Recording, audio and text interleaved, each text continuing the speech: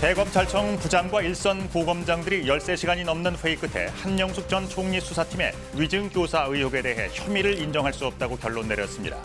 대검은 결과를 법무부에 조속히 통보할 예정입니다.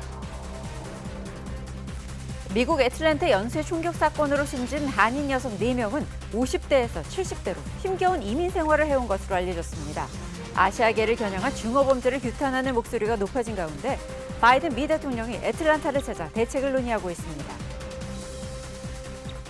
경기도 광명시 흥신도시와 주변 지역에서 투기로 의심되는 지분 쪼개기 토지가 20%가량 되는 것으로 KBS의 조사 결과 나타났습니다. 정부는 투기 의심 공직자 23명을 추가로 수사 의뢰했고 청와대는 직원 1명을 대기 발령했습니다. 화이자 백신 1차 접종자들이 오늘부터 차례로 2차 접종에 들어갑니다. 방역당국은 항체가 형성되는 다음 달 초부터는 면역력을 충분히 확보한 사례가 나올 것으로 예상하고 있습니다. 주말인 오늘은 전국이 흐린 가운데 밤까지 비가 내리겠습니다. 오늘 낮 기온은 전국이 10도에서 15도로 어제보다 5도에서 8도가량 낮겠습니다. 여러분 안녕히 주무셨습니까? 토요일 아침 뉴스광장 시작하겠습니다. 한명숙 전 총리 수사팀의 위증 교사 의혹 사건을 재심의하는 대검찰청 부장검사 회의가 어제 열렸습니다.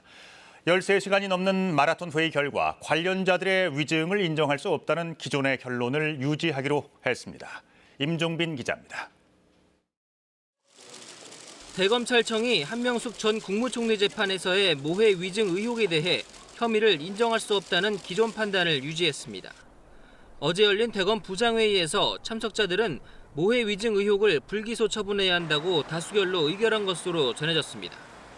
회의에는 조남관 검찰총장 직무대행과 대검 부장, 일선 고검장 등 10여 명이 참석했으며 이 가운데 다수가 불기소 의견을 낸 것으로 알려졌습니다. 조 대행은 회의 결과를 토대로 공소시효가 끝나는 22일 전에 불기소로 최종 의견을 정리할 것으로 보입니다. 어제 회의는 지난 17일 박범계 법무부 장관의 수사 지휘에 따라 소집됐습니다. 박 장관은 대검 부장회의를 지시했지만 조 대행은 공정성을 이유로 고검장들을 참여시켰습니다. 회의는 오전 10시쯤 시작해 오전에는 사건 기록 검토가 이뤄졌고 오후부터 본격 심의가 시작됐습니다. 사건 당사자들을 직접 조사한 뒤 기소 의견을 냈던 임은정 대검 감찰정책연구관과 불기소 의견을 냈던 허정수 감찰 3과장도 참석해 의견을 발표했습니다. 참석자들의 토론이 이어지며 회의는 13시간 넘게 이어졌지만 결국 의견 일치를 보지 못하고 표결로 결론냈습니다. 대검은 회의 결과를 법무부에 조속히 통보할 것으로 알려졌습니다. 앞서 박 장관은 어제 퇴근길에 기자들과 만나 회의 결과가 나오면 수용할지 묻는 질문에 결과를 봐야 한다며 즉답을 피했습니다. KBS 뉴스 임종빈입니다. 미국 애틀랜타 연쇄 총격 사건으로 숨진 한인 여성들의 신원이 공개됐습니다. 모두 50대에서 70대로 나타났는데요. 힘겨운 이민 생활에 장례비를 걱정하는 유족도 있는 것으로 파악이 됐습니다. 보도에 김기현 특파원입니다. 미 애틀랜타 풀턴 카운티가 연쇄 총격으로 숨진 여성 4명의 신원을 공개했습니다. 사인은 모두 총격이라고 밝혔습니다. 희생자들 연령대는 74살 박모 씨 등 모두 50대에서 70대로 나타났습니다. 검시 당국은 유족들 요청이 있을 경우 시신을 인계할 방침이라고 밝혔습니다. I can say she's ready for release. She's still here at the moment, but like I said, I don't see that. I can't tell if like any arrangements are made, but as of now, she's still here. 이런 가운데 23살 랜디 박 씨는 싱글맘으로 자식만 바라보며 살던 어머니가 희생됐다는 글을 인터넷에 올렸습니다. 당장 시신을 찾아 장례를 치러야 하지만 집세와 생활비를 걱정해야 하는 처지라며 온라인 모금도 요청했습니다. SNS 계정을 통해선 주변의 조언을 구하기도 했습니다. 이분들은 누가 도와주는 분도 없어요. 무슨 사고 나고 그러면 도와주는 사람도 없어요. 그리고 멀리 한국에서 비참하게 오신 분들이 많아요. 사망자들의 신원이 확인되고 유족들의 딱한 사정이 알려지면서 지역 한인사회 역시 지원 방안 모색에 나섰습니다. 렌트비에 그러니까 한 3,000불이나 4,000불까지 저희가 내보낼 돼 있고, 그러니까 그중에서 아파트 렌트비 요청한 분은 큰 문제 없이 도와줄 수 있지 않겠나 이렇게 봅니다.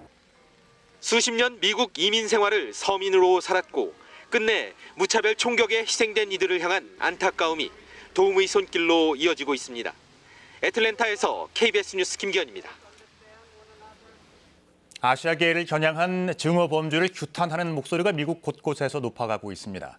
이런 가운데 바이든 미국 대통령이 지금 이 시각 애틀랜타를 찾아서 아시아계 미국인 지도자들과 증오 범죄의 실태와 대책에 대해서 논의를 하고 있습니다. 워싱턴 특파원을 연결합니다. 김양순 특파원. 바이든 대통령과 아시아계 지도자들은 모여서 어떤 얘기를 나누었습니까? 네, 바이든 대통령과 해리스 부통령이 2시간 전 AAPI, 즉 아시아계 미국인 협회를 이끄는 지도자들과 면담을 가졌습니다. 당초 예정대로라면 지금 현재 연설을 갖고 대책을 발표해야 하는데 면담이 길어지면서 잠시 늦어지고 있습니다. 네, 바이든 대통령은 인종차별의 뿌리를 뽑아야 할 시간이 왔다. 앞으로 나아가자. 그리고 해리스는 아시아계의 첫 부통령이다라고 이 면담에서 강조한 것으로 전해졌습니다. 네, 바이든 대통령 애틀랜타로 출발하기 전에 성명서를 내고 코로나 바이러스로 인한 증오 범죄가 일어나는 것과 관련해서 의회가 관련 법안을 신속히 처리해야 한다라고 촉구했습니다. 네, 해당 법안은 코로나 사태로 늘어난 증오 범죄에 연방 정부가 대응하고 또 주 정부는 증오 범죄의 통계를 잡도록 해야 한다라는 내용을 담고 있습니다. 네, 바이든 대통령은 범행 동기에 대해서는 한 발 물러서면서도 성에 기초한 폭력 또 아시아계 폭력이다라는 위기를 강도 높게 규탄한다라고 얘기했습니다. 바이든 대통령은 사건 초기에 아시아계의 걱정을 알고 있다라는 정도로 우려를 표명했지만 총격 사건의 진상 규명을 요구하는 목소리가 전국적으로 확산되면서 아시아계 증오 범죄에 대한 강력 대응으로 한 발 나아가는 모습입니다. 네. 그리고 추모 집회나 규탄 집회가 미국 전역에서 벌어지고 있다는데요. 네, 뉴욕과 LA 등 한인들 그리고 아시아인들이 많이 거주하는 대도시를 중심으로 추모와 집회가 이어지고 있습니다. 네, 조금 전 LA에서는 한인회가 중심이 되어서 아시아계에 대한 증오 범죄 중단을 촉구하는 차량 시위가 벌어졌습니다. 네, 시위에 참여한 30여 대의 차량들은 증오 범죄 근절을 요구하는 포스터와 홍보 문구를 차에 붙이고 1시간가량 LA 한인타운을 돌면서 애틀랜타 총격 사건의 진상 규명을 요구했습니다. 또 뉴욕에서는 현지 시간으로 18일 밤 빗속에도 많은 사람들이 모여서 희생자들을 위해 촛불을 밝히고 아시아계 증오 범죄를 규탄했는데요. 현장의 목소리 잠시 들어보시죠. I don't know what's going to kill me first. COVID or racism? I am not your target. Not your target. 네, 특히 사건 초기에 총격을 가한 피의자가 힘든 하루를 보냈다라고 브리핑에서 경찰이 밝혔는데요. 이로 논란을 빚은 조지아주 체로키 경찰에 대한 규탄이 이어졌습니다. There's no hate crime there? You gotta be kidding! And then for the sheriff's department office to say the killer had a bad day? The killer had a bad day? Those 8 people had bad days. 네, 미 하원은 어제 아시아계 증오 범죄에 대한 청문회를 30년 만에 열었는데요. 이례적으로 신속하게 열 만큼 정치권에서도 반인륜 범죄를 규탄하는 목소리는 높아지고 있습니다. 지금까지 워싱턴에서 전해드렸습니다. LH 직원들의 땅 투기 의혹이 촉발된 경기도 광명 시흥에서 투기가 더 광범위하게 일어났을 수 있다는 정황이 드러났습니다. KBS가 최근 3년간 광명 시흥 신도시와 주변 토지 대상을 전수 분석했더니 20% 정도의 땅에서 지분 쪼개기가 확인됐습니다. 황정호 기자입니다. KBS가 분석한 지역은 광명 시흥 신도시 개발구역 전체와 주변 반경 500m까지입니다. 최근 3년 동안 이곳에서 거래된 필지는 모두 1,800여 필지, 156만 제곱미터 규모의 땅이 거래됐는데요. 투기를 의심할 수 있는 전형적인 수법 가운데 하나인 지분 쪼개기가 얼마나 이루어졌는지 하나하나 살폈습니다. 먼저 땅 주인이 3명 이상인 곳을 추려봤습니다. 면적으로 보면 전체의 19%, 5곳 가운데 한 곳은 지분 쪼개기를 한 것으로 확인됐습니다. 이렇게 지분을 쪼개다 보니 전체 소유주의 62%가 이곳에 몰려 있습니다. 주인이 가장 많은 땅은 경기도 시흥의 임야 2곳인데요. 각각 주인이 131명이나 됐습니다. 이 중 한 곳의 면적은 350제곱미터가 안 됩니다. 한 명이 평균 3제곱미터도 안 되는 땅을 산 겁니다. 이렇게 100명이 넘는 사람들이 쪼개 산 곳만 추려보니 5개 필지가 나옵니다.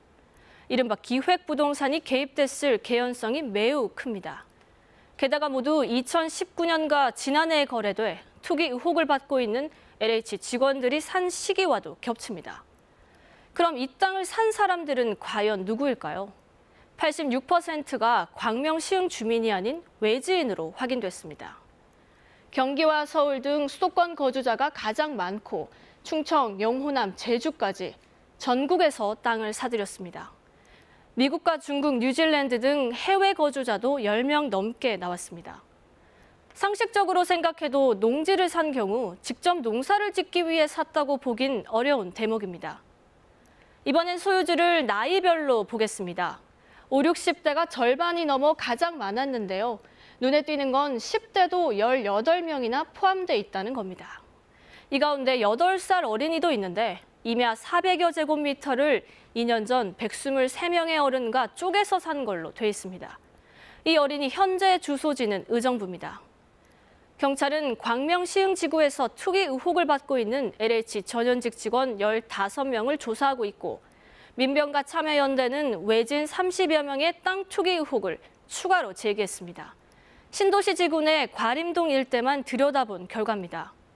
하지만 이번 토지대장 분석 결과를 보면 조사와 수사 범위 확대할 수밖에 없어 보입니다. KBS 뉴스 황정호입니다. KBS의 분석 결과를 살펴본 전문가들의 의견은 충분히 투기를 의심할 수 있다입니다. 앞으로 조사나 수사 방식도 사람 중심이 아니라 이렇게 땅 중심으로 바꿔야 한다는 지적도 나옵니다. 이지훈 기자입니다. 나이와 지역을 가리지 않은 쪼개기 매입.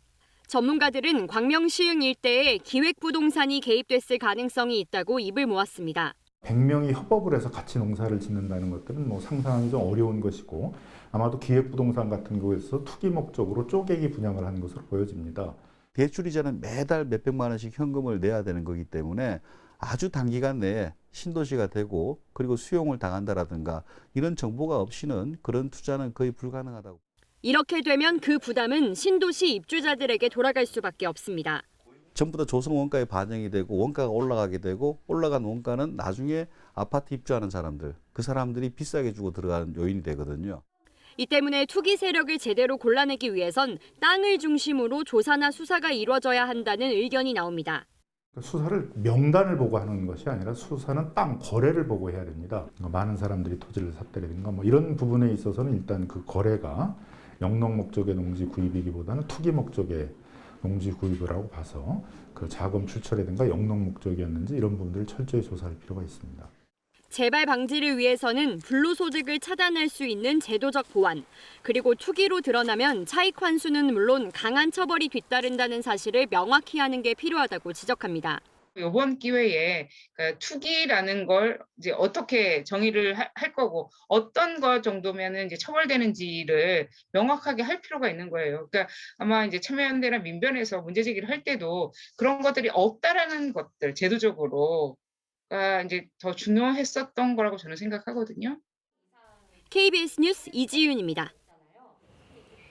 정부가 3기 신도시 투기 의혹에 대한 2차 조사 결과를 실시한 결과 투기가 의심되는 23명을 적발해 수사 의뢰했습니다. 청와대 경호처과장 1명도 투기가 의심돼 대기 발령 조치됐습니다. 손은혜 기자가 보도합니다. 2차 조사 결과 토지 거래가 확인된 사람은 모두 28명이었습니다. 이 가운데 가족 간 증여로 추정되는 거래는 제외하고 투기가 의심돼 정부가 수사 의뢰한 대상은 23명입니다. 조사 대상자 8,780명 가운데 개인정보 동의서를 제출한 직원 8,600여 명을 조사한 결과입니다. 거래한 토지는 농지가 가장 많았고 매입 시기는 주민 공람일 기준으로 2년 이내에 주로 거래되었습니다. 23명 가운데 18명은 광명, 안산, 시흥, 하남 등 지자체 공무원이었고 나머지 5명은 지방 공기업 소속이었습니다. 토지거래 이외에 신도시 인접 시가지 등에서 230여 건의 주택거래도 확인됐습니다.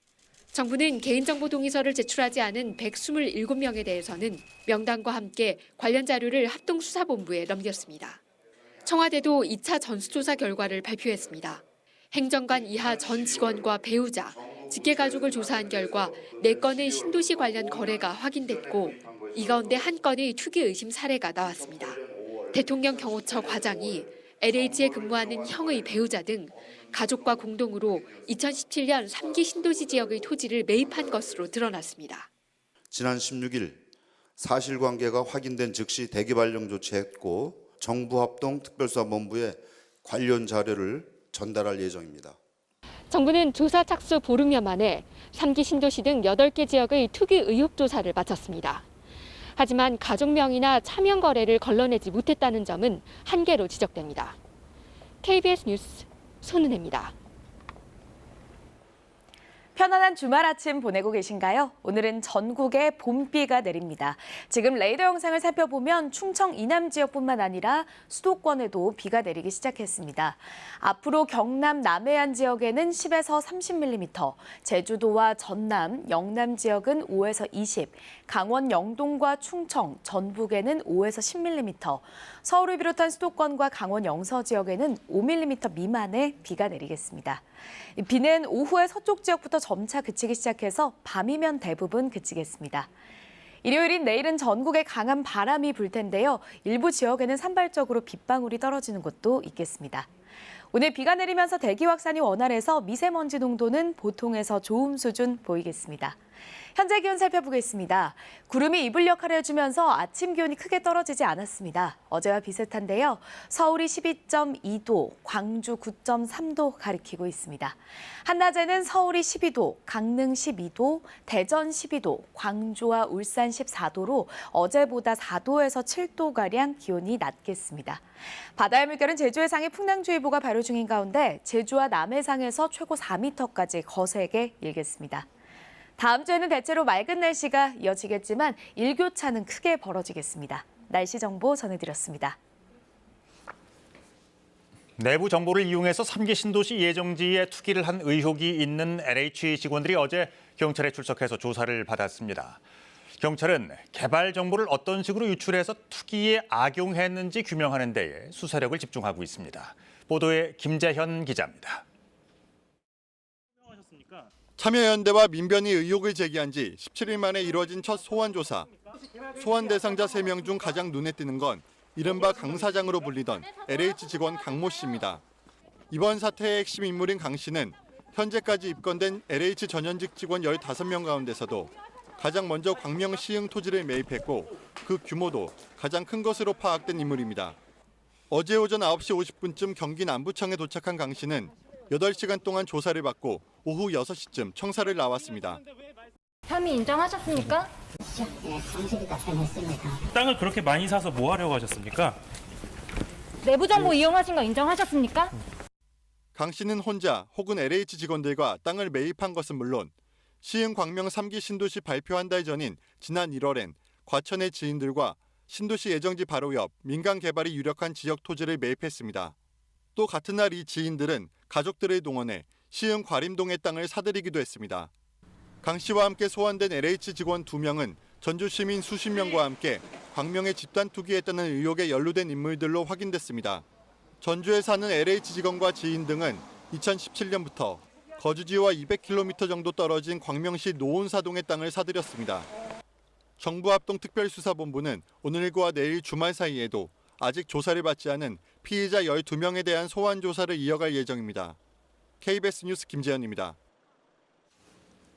어제 0시 기준으로 코로나19 신규 확진자는 463명 집계가 됐습니다. 그리고 코로나19 예방접종 후 이상 반응으로 의심돼서 신고된 사례도 늘고 있는데요. 자, 취재 기자를 연결해 보겠습니다. 민정희 기자, 먼저 코로나19 현황부터 정리해 주시죠. 네, 중앙방역대책본부는 어제 0시 기준 코로나19 신규 확진자가 463명이라고 밝혔습니다. 국내 발생이 441명, 해외 유입이 22명입니다. 지역별로 살펴보면 서울 144명, 경기 153명, 경남 42명 등입니다. 위중증 환자는 101명이고 사망자는 2명 늘어 모두 1,690명입니다. 네. 국내에서 백신 접종 이후에 이상 사례가 신고된 것은 몇 건이나 되나요? 네, 코로나19 백신 접종 이후 이상 반응으로 신고된 사례는 어제 0시 기준 모두 9,600여 건입니다. 예방접종 뒤 흔하게 나타날 수 있는 근육통과 두통, 발열, 오한 등의 사례가 9,400여 건으로 대부분이었습니다. 방역당국은 발열과 근육통, 두통 등의 증세는 대부분 자연적으로 없어지거나 해열제나 진통제로 완화된다고 밝혔습니다. 다만 해열제를 썼는데도 증상이 이틀 이상 지속하거나 갑자기 상태가 악화하는 경우에는 가까운 의료기관에 방문해 진료받아야 한다고 밝혔습니다. 호흡곤란과 의식 소실, 안면 부종 등을 동반한 알레르기가 발생하는 경우에도 즉시 응급실에 방문해야 합니다. 다만 경미한 증세일 때는 응급실 방문을 자제해야 한다고 덧붙였는데요. 다른 응급 환자가 적절한 치료를 받지 못할 수 있기 때문입니다. 네. 그리고 오늘부터 2차 접종에 들어가는 백신이 있죠? 네, 그렇습니다. 오늘부터 화이자 백신 2차 접종이 시작됩니다. 화이자 백신은 코로나19 치료 의료진 등에게 지난달 말부터 접종됐는데요. 3주가 지난 오늘부터 국립중앙의료원에서 2차 접종을 하는 겁니다. 화이자 백신은 2차 접종 뒤 2주쯤 뒤에 항체가 형성되는데요. 따라서 2차 접종자 대부분은 다음 달 초부터 면역력을 갖기 시작할 것으로 기대됩니다. 어제 0시 기준 1차 접종을 마친 사람은 약 66만 명으로 집계됐습니다. 다음 주부터는 만 65세 이상 요양병원과 시설의 입소자가 아스트라제네카 백신을 접종할 계획입니다. 지금까지 사회부에서 KBS 뉴스 민정입니다. 이제 국내에서 코로나19 백신 접종이 시작된 지 23일째를 맞습니다. 지금까지 접종자는 60만 명을 돌파했고요. 다음 달부터는 접종 대상이 일반 국민으로 확대됩니다. 우리 국민들은 백신에 대해서 어떤 생각들을 갖고 있는지 KBS가 여론조사를 실시했습니다. 서울대 보건대학원 연구팀과 함께 올 12월까지 매달 조사를 진행해서 여론의 변화 추이를 살펴볼 예정입니다. 이번 달 실시한 첫 여론조사에서는 백신을 맞겠다는 답변이 65% 정도로 집계됐습니다. 먼저 정다원 기자입니다. 코로나19가 국내에서 발병한 지 14개월째입니다. 끝이 보이지 않는 전염병과의 싸움. 국민들은 지쳐가고 있는데요. 이러한 피로감이 여론조사 결과에서도 그대로 드러났습니다. 코로나19로 인해 피로감이나 스트레스가 있다는 응답이 거의 90%에 이르렀습니다. 스트레스를 받는다는 응답이 가장 많은 사람들은 누구였을까요? 역시 경제적 손실을 크게 입은 자영업자였습니다. 다음으로 생산직 종사자, 또 어린이집과 학교가 문을 닫으면서 자녀 양육 부담이 늘어난 주부가 뒤를 이었습니다. 백신 접종에 대해서는 편익이 크다는 인식이 우세했지만 응답자의 절반은 위험성이 있다고 답해 불안감도 내비쳤습니다. 자신의 순서가 오면 백신 접종을 하겠느냐고 물었습니다. 접종하겠다는 응답이 65.4%였습니다. 방역 당국의 집단 면역 목표치 70%를 조금 밑도는 수치입니다. 5명 중 1명은 백신을 접종할 생각이 없다고 답했습니다. 특히 나이가 어릴수록 백신을 맞지 않겠다는 비중이 높았습니다. 40대 이상은 접종 거부 의사가 15%대 이하였지만 20대와 30대에서는 훨씬 높게 나타났습니다. 왜 백신 접종을 하지 않겠다는 걸까요? 백신의 안전성을 믿지 못하겠다는 답변이 절반을 넘었고요. 자신이 원하는 백신을 선택할 수 없어서 불만이라는 의견도 30% 가까이 나왔습니다. 정부와 보건당국의 백신 접종 정책에 대해서는 65.5%가 정부 대응을 신뢰한다고 답했습니다. 집단 면역 달성을 낙관한 응답자는 절반이 넘었지만 올해 안에 코로나 이전 수준까지 일상을 회복할 것이라는 응답은 46%에 그쳤습니다. 백신과 집단 면역에 대한 다양한 생각, 여기에는 어떤 요인들이 영향을 미쳤을까요? 이어서 오승목 기자입니다. 백신에 대한 인식은 정치 성향에 따라 차이를 보였습니다. 백신 접종은 이롭다는 답변이 진보 성향 응답자는 61.7%, 보수 성향에선 49.6%로 나왔습니다. 백신을 맞겠다는 응답률은 진보 성향에서 가장 높았고 보수보다 중도 성향에서 더 낮게 나왔습니다. 가장 큰 차이를 보인 건 향후 전망입니다. 방역당국 목표대로 11월 집단 면역이 가능할지 물었더니 진보 성향 응답자는 70%가 할 수 있다고 대답했고 절반 가까이는 올해 안에 코로나19 이전 수준으로 일상이 회복될 것으로 내다봤습니다. 반면 보수 성향 응답자 사이에선 55%가 집단 면역 달성이 어렵다고 말했습니다. 63.2%는 올해 안에 일상 회복은 불가능하다고 전망했습니다. 이런 인식 차이는 왜 생기는 걸까요?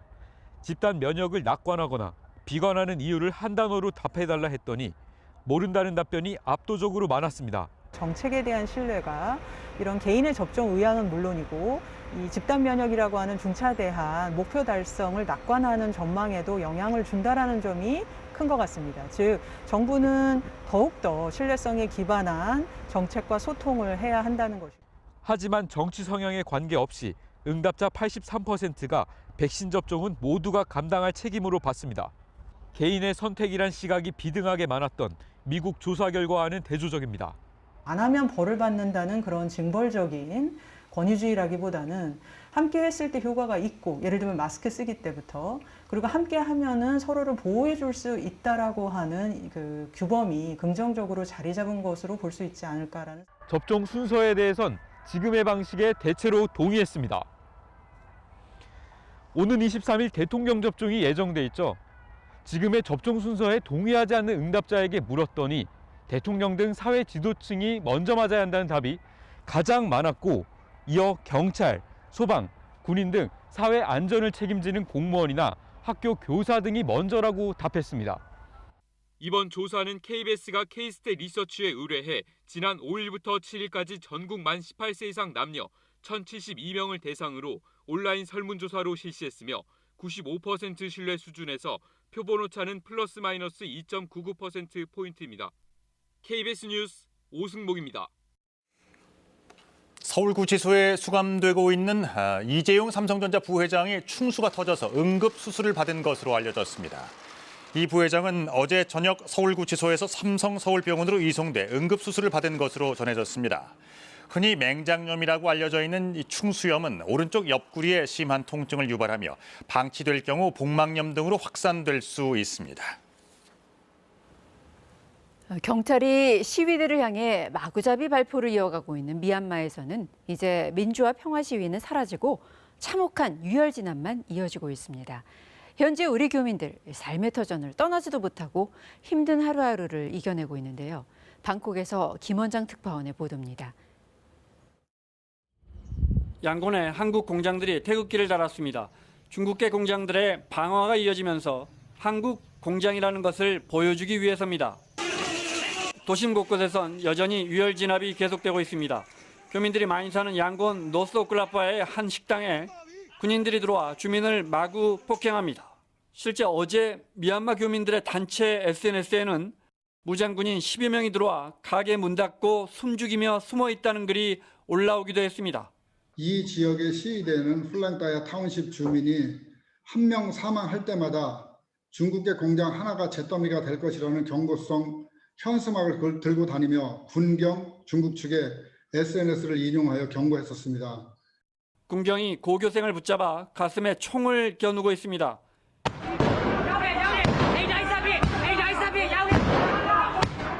유혈 진압에 맞서 시위대도 화염병 등으로 무장하면서 도심 곳곳이 사실상 전쟁터처럼 위험해졌습니다. 연일 유혈 진압에 시민을 향한 가혹 행위까지 이어지면서 확인된 사망자가 220명을 넘어섰습니다. 그중 120여 명이 지난 엿새 동안 사망했습니다.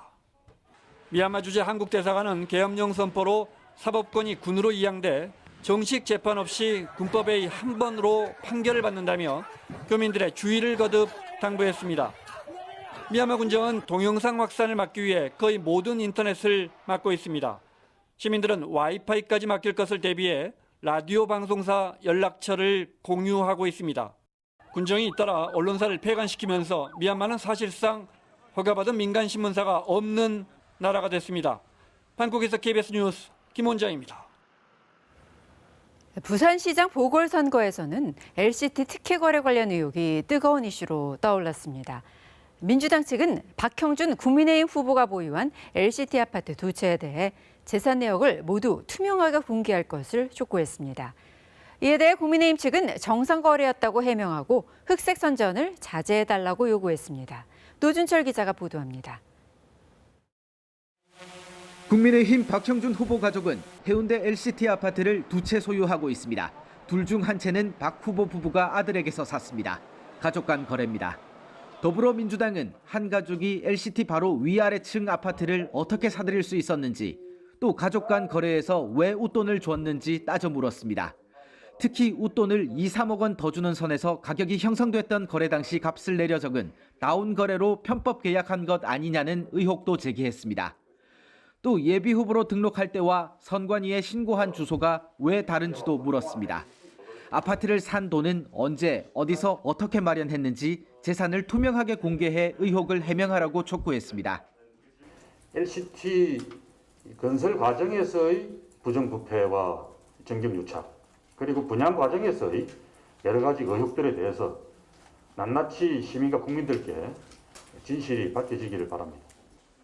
박형준 국민의힘 후보는 LCT 아파트를 산 최초 분양자는 65년생 이모 씨로 아들이 이 씨로부터 분양권을 샀다고 밝혔습니다. 지난해 5월 아들이 입주할 수 없게 되자 박 후보 부부가 대출 10억 원을 내고 아들 분양권을 매입했다고 해명했습니다. 또 당시 형성된 웃돈 1억 원을 정상 지급했고 웃돈에 대한 양도세도 냈다며 거래에 문제가 없었다고 강조했습니다.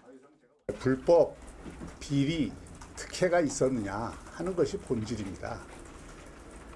이 불법, 비리, 특혜가 없었다는 것을 밝히는 것이 중요하지 굳이 제 가족 사연을 드러내는 것은 불필요하다고 생각했기 때문에. 국민의힘 부산 선대위는 박 후보의 재혼 가정 특수성상 정보가 제한적일 뿐이었다고 전제하고 더 이상의 인신 공격과 흑백 선전을 자제해달라고 당부했습니다. KBS 뉴스 노준철입니다. 한국도로공사 연결해 주말 아침 교통 상황 알아보겠습니다.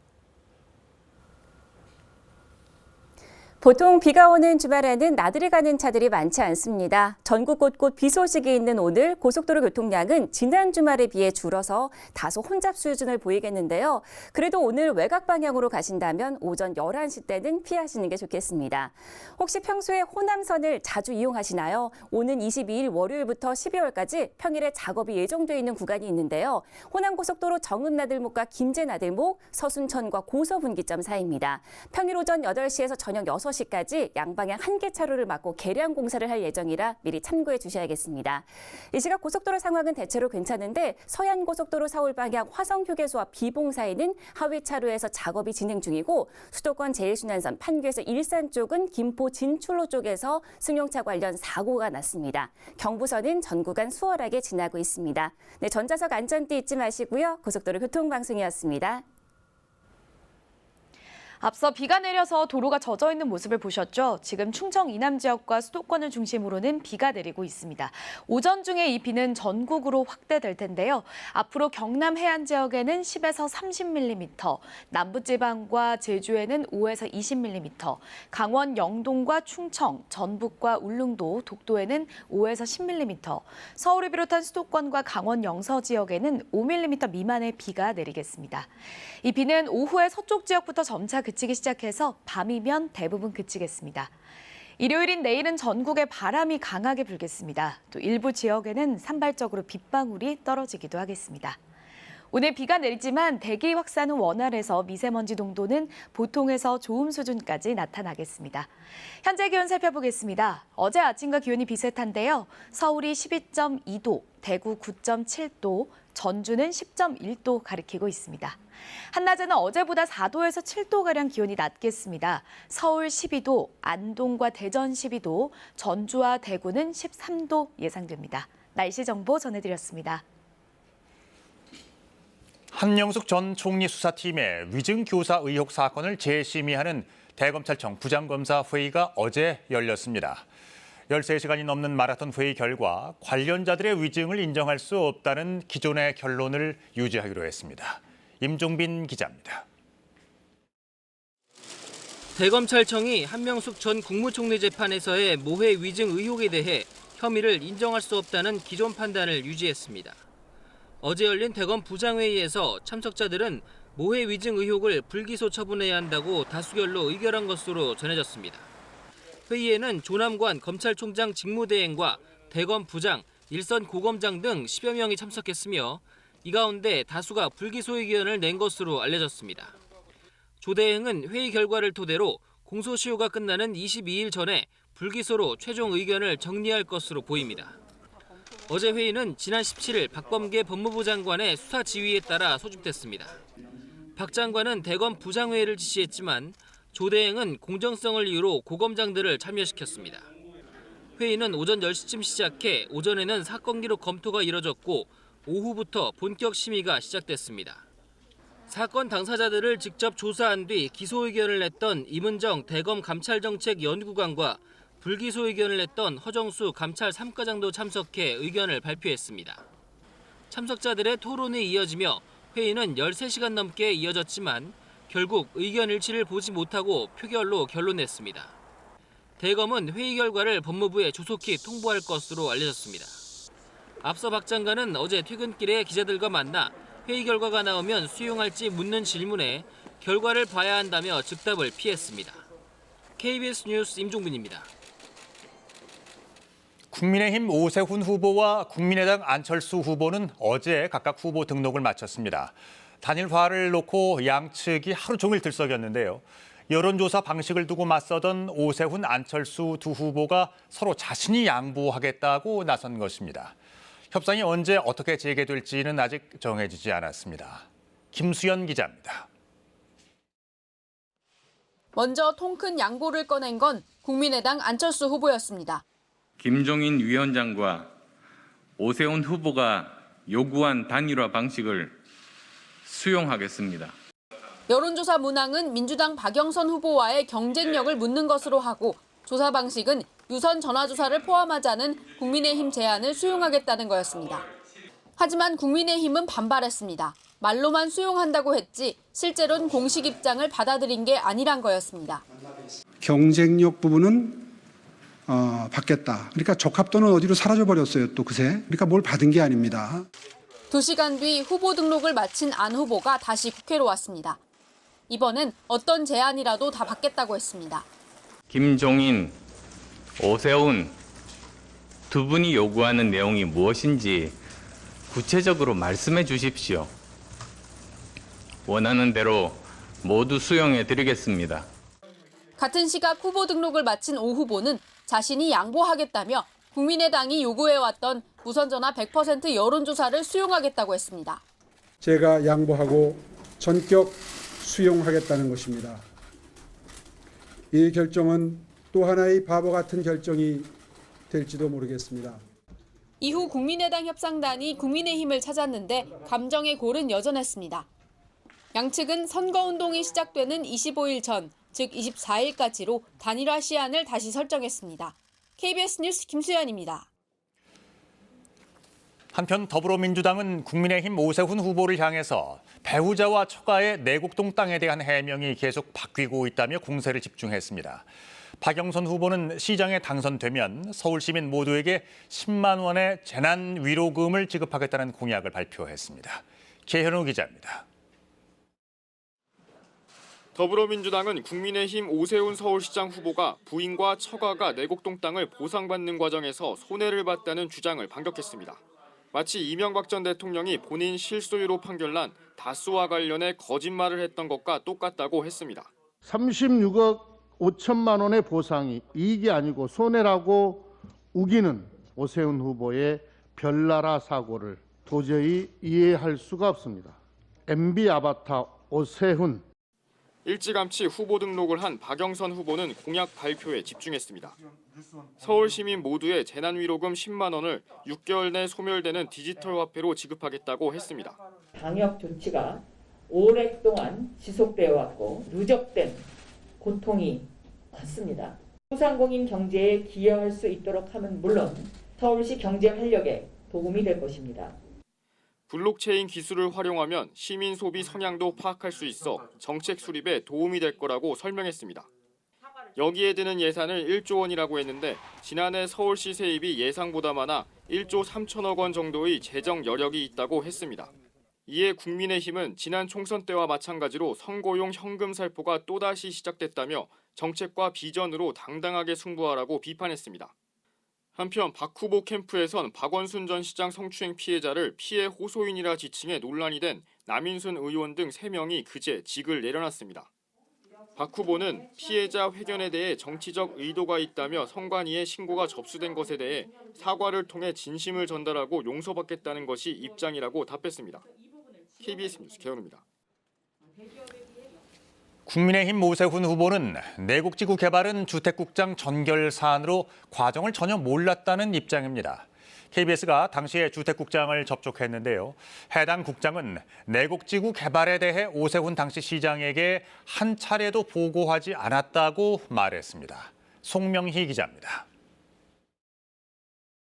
서울 내곡지구 개발은 74만 제곱미터, 5,260세대 규모였습니다. 3년 넘게 난항을 겪다 2009년 11월 개발이 확정됩니다. 3개월 전 서울시는 SH의 개발 계획을 국토부에 제안하는데 결재권자가 김모 주택국장이었습니다. 김 전 국장은 오세훈 후보의 서울시장 경력 5년 1개월 중에 4년 7개월을 주택국장과 주택본부장으로 있었습니다. 김 전 국장은 KBS와 통화에서 당시 오세훈 시장에게 내곡지구 관련 내용을 보고한 적이 없다고 말했습니다.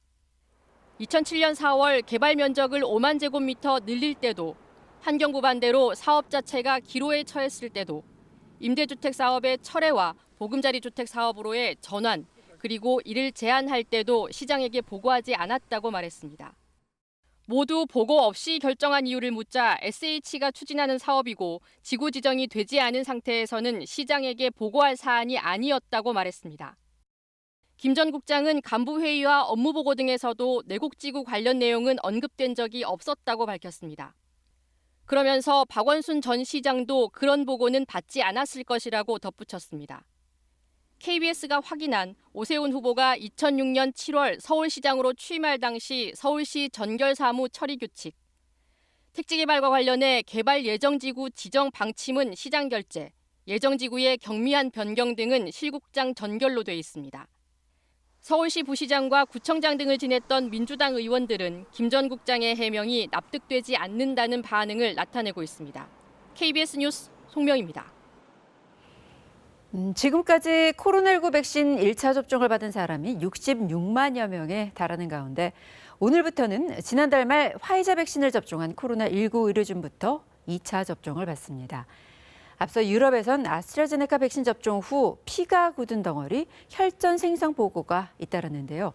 유럽의약품청이 안전하다는 조사 결과를 내놨습니다.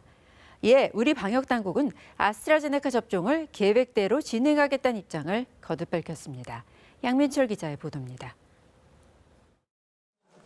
지난달 말부터 화이자 백신을 접종받은 코로나19 의료진 등은 오늘부터 2회차 접종을 받습니다.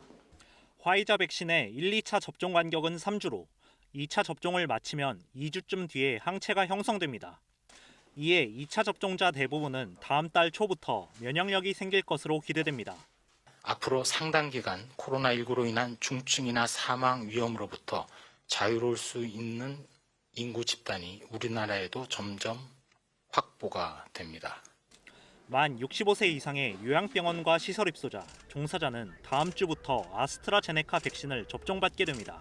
앞서 아스트라제네카 접종 뒤 혈전이 생겼다는 보고가 잇따른 유럽에서는 백신 접종과 혈전 사이 인과관계가 없다는 유럽의약품청의 조사 결과가 나왔습니다. The committee has come to a clear scientific conclusion. This is a safe and effective vaccine.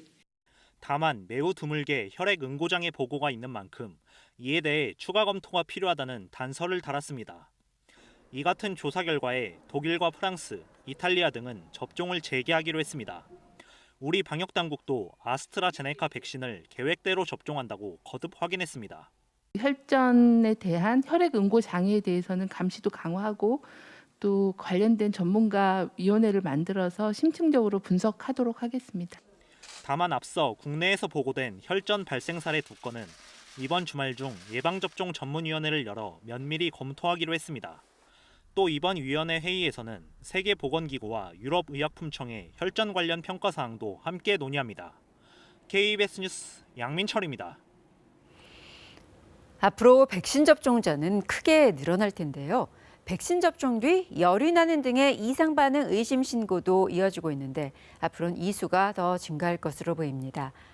이상 반응으로 응급실까지 가는 사람도 있는데 불편감이 심하면 해열 진통제가 도움이 됩니다. 해열 진통제를 복용하고도 이상 반응이 이틀 이상 지속되면 병원을 찾아야 합니다. 이충원 의학 전문 기자의 보도입니다. 일주일 전 아스트라제네카 백신을 맞은 대학병원 의료진인 30대 여성입니다. 미리 해열 진통제를 복용했는데도 38도가 넘는 열과 심한 근육통으로 잠을 설칠 정도였습니다. 식은땀이 나고 이제 열이 나는 것 같으면서 그때부터는 이제 근육통이 조금 더 전신으로 퍼지는 것 같아서 깨서 그때는 어쩔 수 없이 타이레놀을 하나 더 먹었고요. 약을 몇 번 더 복용하고 나서야 간신히 증상이 가라앉았습니다. 독감 걸려서 전신 근육통이 있어 보신 분들은 딱 그 정도라고 생각하시면 될 것 같고요. 지금까지 접종 후 이상 반응 신고는 9,600여 건, 거의 대부분이 발열과 근육통 등 경증입니다. 증상은 면역이 형성되는 과정에서 생길 수 있는 정상적인 반응으로 대부분 2, 3일이 지나면 나아지지만 열이 나고 근육통이 심한 경우 해열 진통제를 복용하면 됩니다. 아세트아미노펜 성분의 타이레놀이나 서스펜 등이 좋습니다. 성인 기준으로 500mg 알약 2개를 하루 서너 번 복용할 수 있습니다. 약을 복용해도 증상이 이틀 이상 지속되거나 상태가 악화하면 병원을 찾아야 합니다. 백신 접종 뒤 응급실을 찾은 사람이 1,100여 명에 달했는데 80%가 발열 때문이었습니다. 응급실 과부하로 중증 환자 치료에 차질을 빚을 수 있어 접종 당일이나 다음 날 응급실은 가지 않는 게 좋습니다. 응급실에 가시더라도 이러한 증상의 경우에는 해열제 처방과 경과 관찰에 별다른 처치를 하지 않습니다. 하지만 백신 접종 뒤 호흡곤란이나 얼굴이 붓는 등의 심각한 알레르기가 생기면 바로 119에 신고해 응급실을 찾아야 합니다. 정부는 이에 대비해 각 지역 접종센터마다 간호사 2명과 구급차 1대 등을 배치할 계획입니다. KBS 뉴스 이충원입니다. 서울시와 경기도가 외국인 노동자에 대한 코로나19 선제 검사를 의무화하는 행정명령을 내렸습니다. 외국인 노동자는 물론 외국인 노동자를 한 명이라도 고용하고 있는 사업주와 미등록 외국인까지 검사 대상인데요. 일각에서는 이 같은 조치가 외국인에 대한 차별이라며 반발하고 있습니다. 김혜주 기자가 보도합니다. 외국인 밀집 지역 근처의 한 임시선별검사소. 코로나19 검사를 받으려는 외국인들이 줄을 잇고 있습니다. 기본적으로 한 1,200명 정도 하루에 검사하는데 대략 80% 정도가 외국인으로 알고 있습니다. 외국인 노동자 선제 검사는 임시선별검사소를 포함해 모든 검사소에서 진행되고 있습니다. 무료라고는 하지만 받지 않으면 과태료까지 부과되는 사실상 강제 검사여서 외국인들 사이에 인종차별이라는 불만도 제기되고 있습니다. 차별이라고 생각해요. 외국인 문제보다 기숙사, 그 노동자들이 일하고 살고 있는 공장과 기숙사의 문제라고 생각해요. 주한 영국 대사도 SNS를 통해 외국인에 대한 차별이라며 정부에 항의했습니다. The British Embassy has made clear to the national government and to the Seoul and Gyeonggi administrations that we consider these measures are not fair, they're not proportionate, nor are they likely to be effective. 이처럼 외국인들이 검사 의무화에 대해 혐오와 인종차별처럼 느껴진다며 국가인권위원회에 진정을 냈고 인권위는 곧바로 진상조사에 착수했습니다. 방역당국은 설 연휴 이후 외국인 노동자 확진자가 2배 이상 증가한 데 따른 불가피한 조치라고 설명했습니다. 차별이라기보다는 개인의 건강과 그 집단에 대한 안전성 확보를 위한 조치였음을 다시 한번 말씀드리고 방역당국은 차별적 요소와 인권 침해가 발생하지 않도록 서울시에 행정명령 철회를 요청했고 이에 대해 서울시는 검사 의무화를 권고로 변경했습니다. KBS 뉴스 김혜주입니다. 세종 스마트 국가산업단지 예정지의 투기 의혹과 관련해서 경찰이 세종시청과 세종시 의회 등을 전격 압수수색했습니다. 산업단지 지정 과정에서 정보가 유출됐을 가능성에 대해 자료 수집을 하는 차원이었는데요. 부동산 투기 의혹을 받는 또 다른 세종시 공무원과 행정안전부 직원의 PC도 압수했습니다. 보도에 임홍열 기자입니다. 세종경찰청이 세종시청 산업입지과와 토지정보과, 건축과 등을 압수수색했습니다. 투기 의혹의 중심에선 세종 스마트 국가산단 업무 연관 부서로 관련 자료를 확보한 걸로 전해졌습니다. 자료 수집 차원입니다. 여러 가지 이제 그 산단 예정지 발표하는 그런 것부터 해서 그런 것들 있잖아요. 경찰은 이를 통해 피의자로 전환된 세종시 공무원 3명과 일반인 등 7명에 대한 혐의 입증에 나설 예정입니다. 또 세종시의회 사무처도 압수수색하고 산단 조성 당시 직원과 회의록, 협의 내용을 입수했습니다. 이와 별도로 충남경찰청도 개발 담당 부서에 근무하며 세종시 인근 부지를 거래한 또 다른 세종시 공무원과 이와 연루된 정황이 있는 행정안전부 공무원의 PC를 압수하고 관련 부동산 중개업소도 수색했습니다. 세종시는 경찰 수사에 협조하겠다고 밝혔습니다. 시에서는 그 관련 자료를 수사기관에 제출하고 수사 협조에 적극 임하겠습니다.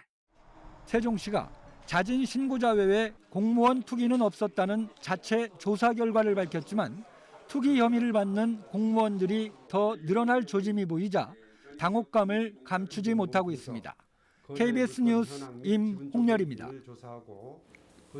부산 산복도로 일대 개발을 전후해서 부산의 한 구의회 의원 가족이 부동산을 잇따라 매입한 것으로 드러나 경찰의 수사를 받고 있습니다.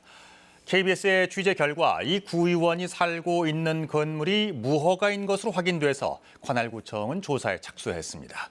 김영록 기자입니다. 부산 산복도로의 한 주택. 부산 서구의회 의원 딸이 지난 2016년 구매했습니다. 명의는 딸 이름으로 돼 있지만 실제로는 해당 구의원이 살고 있습니다. 이 주택 가격은 구매 당시보다 3배 가까이 올랐습니다. 2016년 도로 개설 사업에 이어 2년 전부터는 230억 원대 도시 재생 사업이 진행 중이기 때문입니다. 사전 정보를 이용한 투기 의혹이 제기된 가운데 또 다른 수상한 점이 드러났습니다. KBS 취재 결과 이 주택은 무허가 건물로 확인됐습니다. 서류상 100제곱미터 규모의 대지만 등록돼 있을 뿐 건축물은 확인할 수 없습니다. 엄연한 불법입니다. 해당 구의원은 구매 이후 무허가임을 알았지만 전 주인이 과거 과태료를 냈다고 해 문제가 없다고 해명했습니다. 하지만 부동산 매입 전 등기부 등본만 떼어봐도 확인 가능한 무허가 여부를 뒤늦게 알았다는 해명이 석연치 않습니다. 특히 관할구청이 최근 30년간 해당 무허가 건물에 대한 과태료 부과 여부를 확인했지만 납입 사실은 없었습니다. 다만 전산 기록이 남아있는 1987년 이전에 수기로 작성된 서류들까지 확인한 뒤 행정처분 여부를 결정하기로 했습니다. 옛날에 강제연금 부과 여부를 다시 한번 세밀하게 확인 한번 해보고 안 나오더라도 일단은 전 주인을 한번 만나가지고 오해되는 거 확인도 해봐야 되고. 투기 의혹에 대한 경찰 수사에 무허가 건물 논란까지 현직 구의원을 둘러싼 파문이 갈수록 확산하고 있습니다. KBS 뉴스 김영록입니다. 국민의힘 이주환 의원 일가가 부산 송정해수욕장 일대 농지를 소유하고 있는데 농지법을 위반한 것으로 확인됐습니다. 농사를 지어야 하는 땅인데도 수년간 내버려뒀고 다른 용도로 사용한 정황도 포착됐지만 이행강제금은 한 번도 부과받지 않았습니다. 정민규 기자가 취재했습니다. 부산 송정해수욕장 끝자락, 해안가와 맞닿은 곳에 넓은 공터가 보입니다. 높은 울타리로 사람들 접근을 막아놓은 이 땅 주인은 국민의힘 이주환 의원 일가입니다. 이 의원 본인과 아버지, 어머니가 공동으로 땅을 소유하고 있습니다. 20년 전부터 본격적으로 사들인 이 의원 일가 땅은 10,000제곱미터가 넘습니다. 대부분이 2종 일반 주거지역인 이 땅의 절반가량은 논밭입니다. 부동산 투기를 막기 위해 주거지역이라도 논밭엔 농사를 짓도록 농지법은 규정하고 있습니다. 하지만 이 의원 일가는 농사를 짓지 않고 땅 대부분을 방치했습니다. 10여 년 전부터 일부 땅에선 용도와 맞지 않는 사설 주차장 영업까지 했습니다. 얘는 전부 다 개방을 해가 주차장을 하더라고. 농사짓는 게 확실히 이제 모르겠고. 처분 명령 등을 내릴 수 있는 불법인데도 담당 구청인 해운대구는 지금껏 이행 강제금 한 번 부과하지 않았습니다. 그 사이 주변엔 관광열차가 운행을 시작했고 해안 산책로까지 생겼습니다. 인근 땅 시세는 구매 당시보다 10배 넘게 뛰었습니다. 저 해안에 딱 물었으면 바닷가는 있잖아. 바닷가니까 바다 전방에 나와야 되니까 거기는 무조건 비쌀 수밖에 없지. 그러니까 집 나와 있는 게 그 집 3천 나와 있고. 이와 관련해 이 의원 측은 해당 농지에 대한 구체적인 내용이 확인되지 않았다며 사실관계를 파악해보겠다고 밝혔습니다. KBS 뉴스 정민규입니다. 정부가 다양한 가족을 인정하고 보호하도록 가족의 정의를 바꾸고 혼외자의 구별을 없애는 방안을 추진하고 있지만 이런 노력이 국회에서 번번이 가로막혀 왔는데요. 석혜원 기자가 짚어봤습니다. 출생 신고 서류입니다. 결혼해서 낳은 자녀인지 아닌지 여부를 표시하도록 되어 있습니다. 혼인의 출생자 요거 혹시 체크를 안 하면 접수가 안 되나요? 체크를 안 하시면 접수가 안 되시고요. 부모가 혼인신고 때 신청하면 엄마 성을 따를 수도 있지만 아빠 성을 따르는 것이 여전히 당연하게 여겨지고 있습니다. 차란이 있어요. 근데 몰랐어요. 여기 중간에 몰랐어요. 엄마 성을 따르는 경우가 적다 보니 한부모 가족이나 비혼 자녀라는 편견 어린 시선을 받기도 합니다. 엄마의 성을 따르는 것을 굉장히 예외적으로 상황으로 이제 규정을 하고 있는 것은 다양한 가족의 존재를 아이의 성을 통해 도드라지게 하고 비정상화하는 이런 차별을 없애기 위해 정부는 혼인, 혈연으로 제한된 가족의 정의를 삭제하고 자녀의 성은 부모 협의로 정하는 방안을 추진하고 있습니다. 또 출생 신고에서 혼외자 구분을 없애고 부모가 신고하지 않는 아이를 위해 의료기관을 신고 의무자로 추가하는 방안도 논의 중입니다. 국회에서 다양한 의견을 수렴하여서 현재 어떤 그런 추세에 맞게 어떤 가족의 유형으로 인한 차별은 발생하지 않도록 법률이 제대로 개정될 수 있도록 다양한 가족 지원을 위한 서울시의 조례안은 10명의 서명만 있으면 발의가 가능한데 최소 동의 인원조차 채우지 못했습니다. 혐오 표현 방지 조례를 냈을 때도 기독교나 아니면 보수단체에서 성소수자 문제로 굉장히 공격이 컸던 것처럼 이 문제 안에서도 이제 특히나 비혼 가구, 그 중에 이제 동성 이 부분에 이제 포커스가 맞춰지면서 공격들이 대단히 심했고. 가족 정책의 근거가 되는 건강가정기본법은 지난 2005년 인권위로부터 가족 형태에 대한 차별적인 내용이 있어 개정할 것을 권고받았지만 16년째 관련 법의 발의와 폐기만 반복되고 있습니다. KBS 뉴스 석혜원입니다. 오늘은 절기춘분입니다. 오늘을 기점으로 낮 시간이 점점 길어지면서 봄 기운은 짙어질 텐데요. 오늘 전국에는 봄비가 내립니다. 지금 충청 이남 지역뿐만 아니라 수도권과 강원 지역으로도 비가 점차 확대되고 있습니다. 앞으로 경남 남해안 지역에는 10에서 30mm, 남부지방에는 5에서 20, 그 밖에 강원 영동과 충청, 전북 지역에는 5에서 10mm 정도의 비가 내리겠고요. 서울을 비롯한 수도권과 강원 영서 지역은 5mm 미만 으로 비가 살짝 지나겠습니다. 오늘 전국에는 비가 내리겠고 일요일인 내일은 전국에 강한 바람이 불겠습니다. 내일도 일부 지역에는 산발적으로 빗방울이 떨어지는 곳이 있겠습니다. 비가 내리면서 대기 확산은 원활해서 오늘 공기는 깨끗하겠습니다. 현재 기온 어제와 비슷하고요. 낮 기온은 어제보다 4도에서 7도가량 낮겠습니다. 날씨 전해드렸습니다. 대검찰청 부장과 일선 고검장들이 13시간이 넘는 회의 끝에 한영숙 전 총리 수사팀의 위증 교사 의혹에 대해 혐의를 인정할 수 없다고 결론 내렸습니다. 대검은 결과를 법무부에 조속히 통보할 예정입니다. 미국 애틀랜타 연쇄 총격 사건으로 숨진 한인 여성 4명은 50대에서 70대로 힘겨운 이민 생활을 해온 것으로 알려졌습니다. 아시아계를 겨냥한 증오 범죄를 규탄하는 목소리가 높아지는 가운데 바이든 미 대통령이 애틀랜타를 찾아 대책을 논의하고 있습니다. 경기도 광명시 흥신도시와 주변 지역에서 투기로 의심되는 지분 쪼개기 토지가 20%가량 되는 것으로 KBS의 조사 결과 나타났습니다. 정부는 투기 의심 공직자 23명을 추가로 수사 의뢰했고 청와대는 직원 1명을 대기 발령했습니다. 화이자 백신 1차 접종자들이 오늘부터 차례로 2차 접종에 들어갑니다. 방역당국은 항체가 형성되는 다음 달 초부터는 면역력을 충분히 확보한 사례가 나올 것으로 예상하고 있습니다. 한영숙 전 총리 수사팀의 위증 교사 의혹을 재심의하는 대검찰청 부장검사 회의가 어제 열렸습니다. 13시간이 넘는 마라톤 회의 결과 관련자들의 위증을 인정할 수 없다는 기존의 결론을 유지하기로 했습니다. 임종빈 기자입니다. 대검찰청이 한명숙 전 국무총리 재판에서의 모해 위증 의혹에 대해 혐의를 인정할 수 없다는 기존 판단을 유지했습니다. 어제 열린 대검 부장회의에서 참석자들은 모해 위증 의혹을 불기소 처분해야 한다고 다수결로 의결한 것으로 전해졌습니다. 회의에는 조남관 검찰총장 직무대행과 대검 부장, 일선 고검장 등 10여 명이 참석했으며 이 가운데 다수가 불기소 의견을 낸 것으로 알려졌습니다. 조 대행은 회의 결과를 토대로 공소시효가 끝나는 22일 전에 불기소로 최종 의견을 정리할 것으로 보입니다. 어제 회의는 지난 17일 박범계 법무부 장관의 수사 지휘에 따라 소집됐습니다.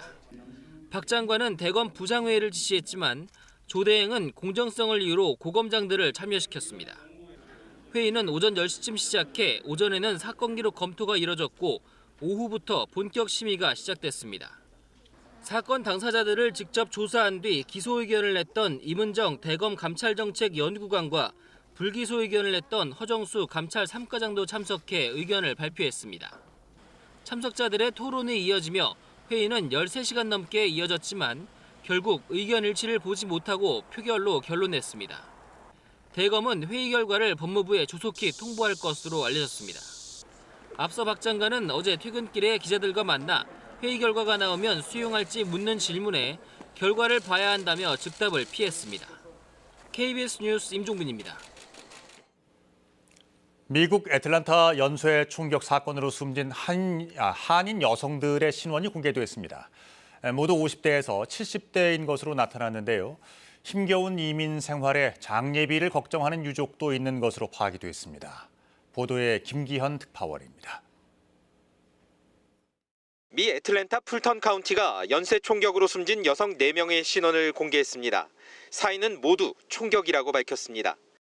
희생자들 연령대는 74살 박모 씨 등 모두 50대에서 70대로 나타났습니다. 검시 당국은 유족들 요청이 있을 경우 시신을 인계할 방침이라고 밝혔습니다. I can say she's ready for release. She's still here at the moment, but like I said, I don't see that. I can't tell if like any arrangements are made, but as of now, she's still here. 이런 가운데 23살 랜디 박 씨는 싱글맘으로 자식만 바라보며 살던 어머니가 희생됐다는 글을 인터넷에 올렸습니다. 당장 시신을 찾아 장례를 치러야 하지만 집세와 생활비를 걱정해야 하는 처지라며 온라인 모금도 요청했습니다. SNS 계정을 통해선 주변의 조언을 구하기도 했습니다. 이분들은 누가 도와주는 분도 없어요. 무슨 사고 나고 그러면 도와주는 사람도 없어요. 그리고 멀리 한국에서 비참하게 오신 분들이 많아요. 사망자들의 신원이 확인되고 유족들의 딱한 사정이 알려지면서 지역 한인사회 역시 지원 방안 모색에 나섰습니다. 렌트비 그러니까 한 3,000불이나 4,000불까지 저희가 내보낼 돼 있고 그러니까 그중에서 아파트 렌트비 요청한 분은 큰 문제 없이 도와줄 수 있지 않겠나 이렇게 봅니다. 수십 년 미국 이민 생활을 서민으로 살았고 끝내 무차별 총격에 희생된 이들을 향한 안타까움이 도움의 손길로 이어지고 있습니다.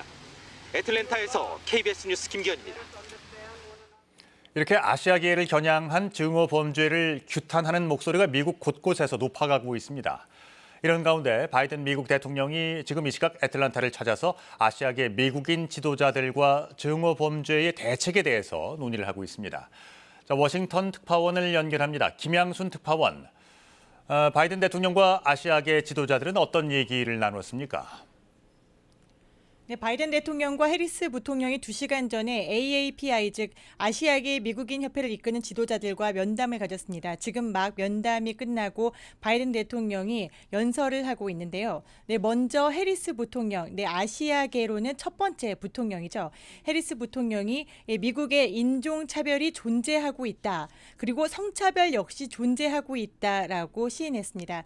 그리고 여기에 대해서 움직여야 한다고 이야기하면서 바이든 대통령은 침묵하고 있는 것은 공모하고 있는 것과 마찬가지다라고 했습니다.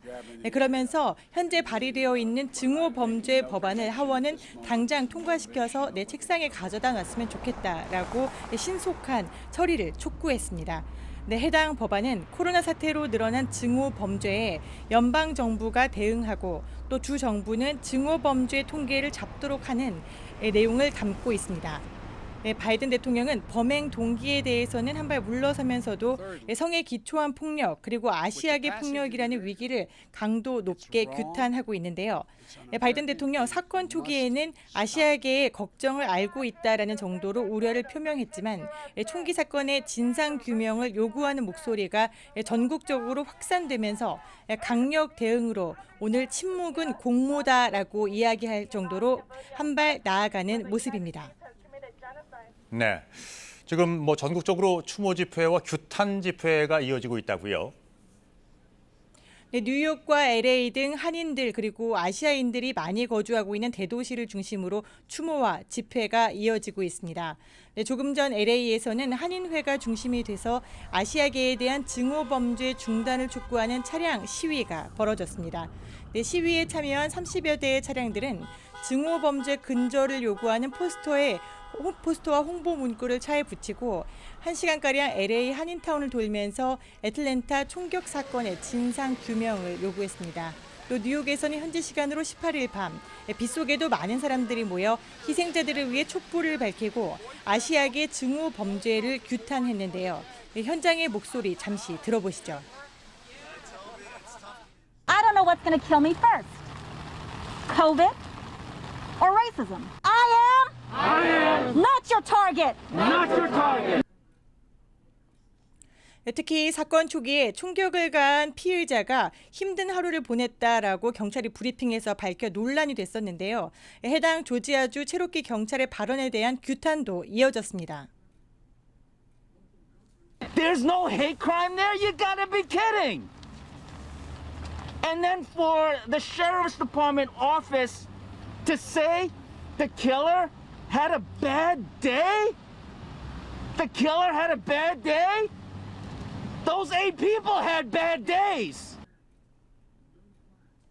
네, 미 하원은 어제 아시아계 증오 범죄에 대한 청문회를 30년 만에 이례적으로 신속하게 열 만큼 정치권에서도 반인륜 범죄를 규탄하는 목소리는 높아지고 있습니다. 지금까지 워싱턴에서 전해드렸습니다. 바이든 행정부 출범 후 미국과 중국의 첫 고위급 회담이 미국 알래스카에서 열렸죠. 조금 전 공동 발표 등의 절차 없이 이틀간의 회담이 마무리됐는데요. 양측 대표단은 회담 첫날 모두 발언해서 공격적인 언사를 주고받으며 거친 설전을 이어간 바 있습니다. 뉴욕에서 한보경 특파원이 보도합니다.